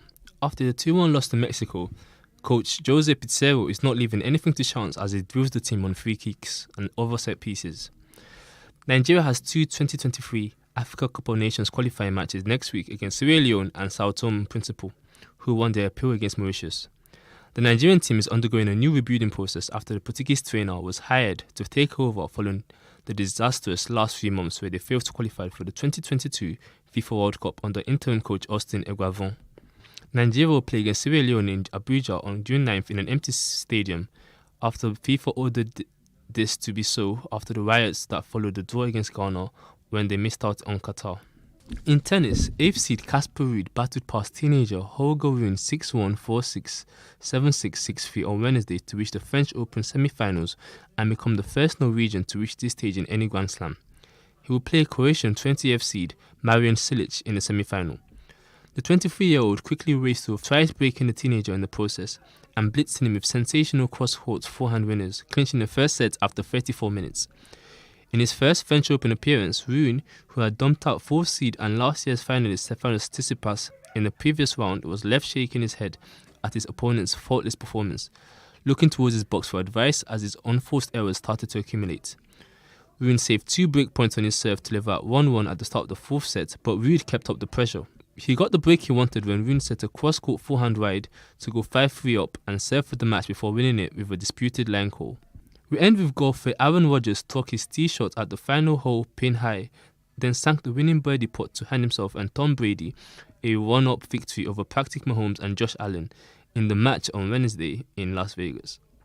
The 4-star NFL quarterback played a 12-hole event at Wynn Golf Club in the 6th edition of the match, which began in 2018 as a head-to-head contest between Tiger Woods and Phil Mickelson. The event used a shamble format in which the teams chose the better of their 2 tee shots but played their own ball for the rest of the hole.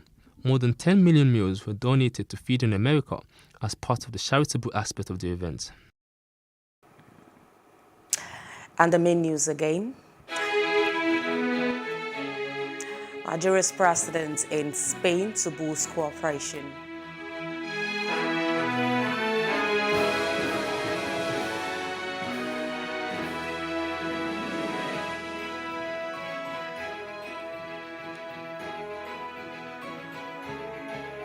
INEC chairman meets traditional rulers in Ekiti.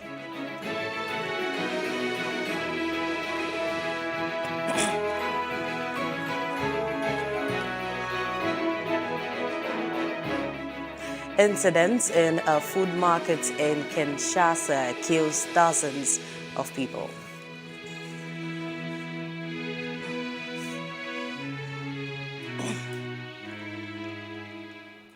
That's the news now. For more stories, please follow us on our Facebook, Twitter, and Instagram, and do subscribe to our YouTube channel, Plus TV Africa and Plus TV Africa Lifestyle. I'm Olamide Adeyemi. Many thanks for watching.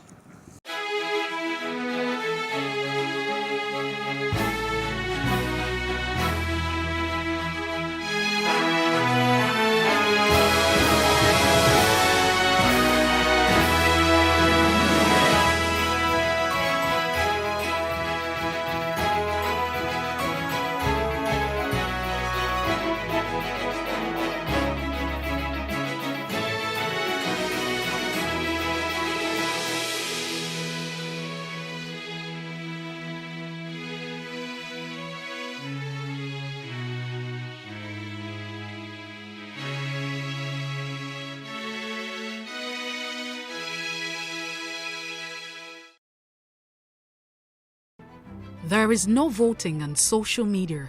To vote, you would require a permanent voter's card.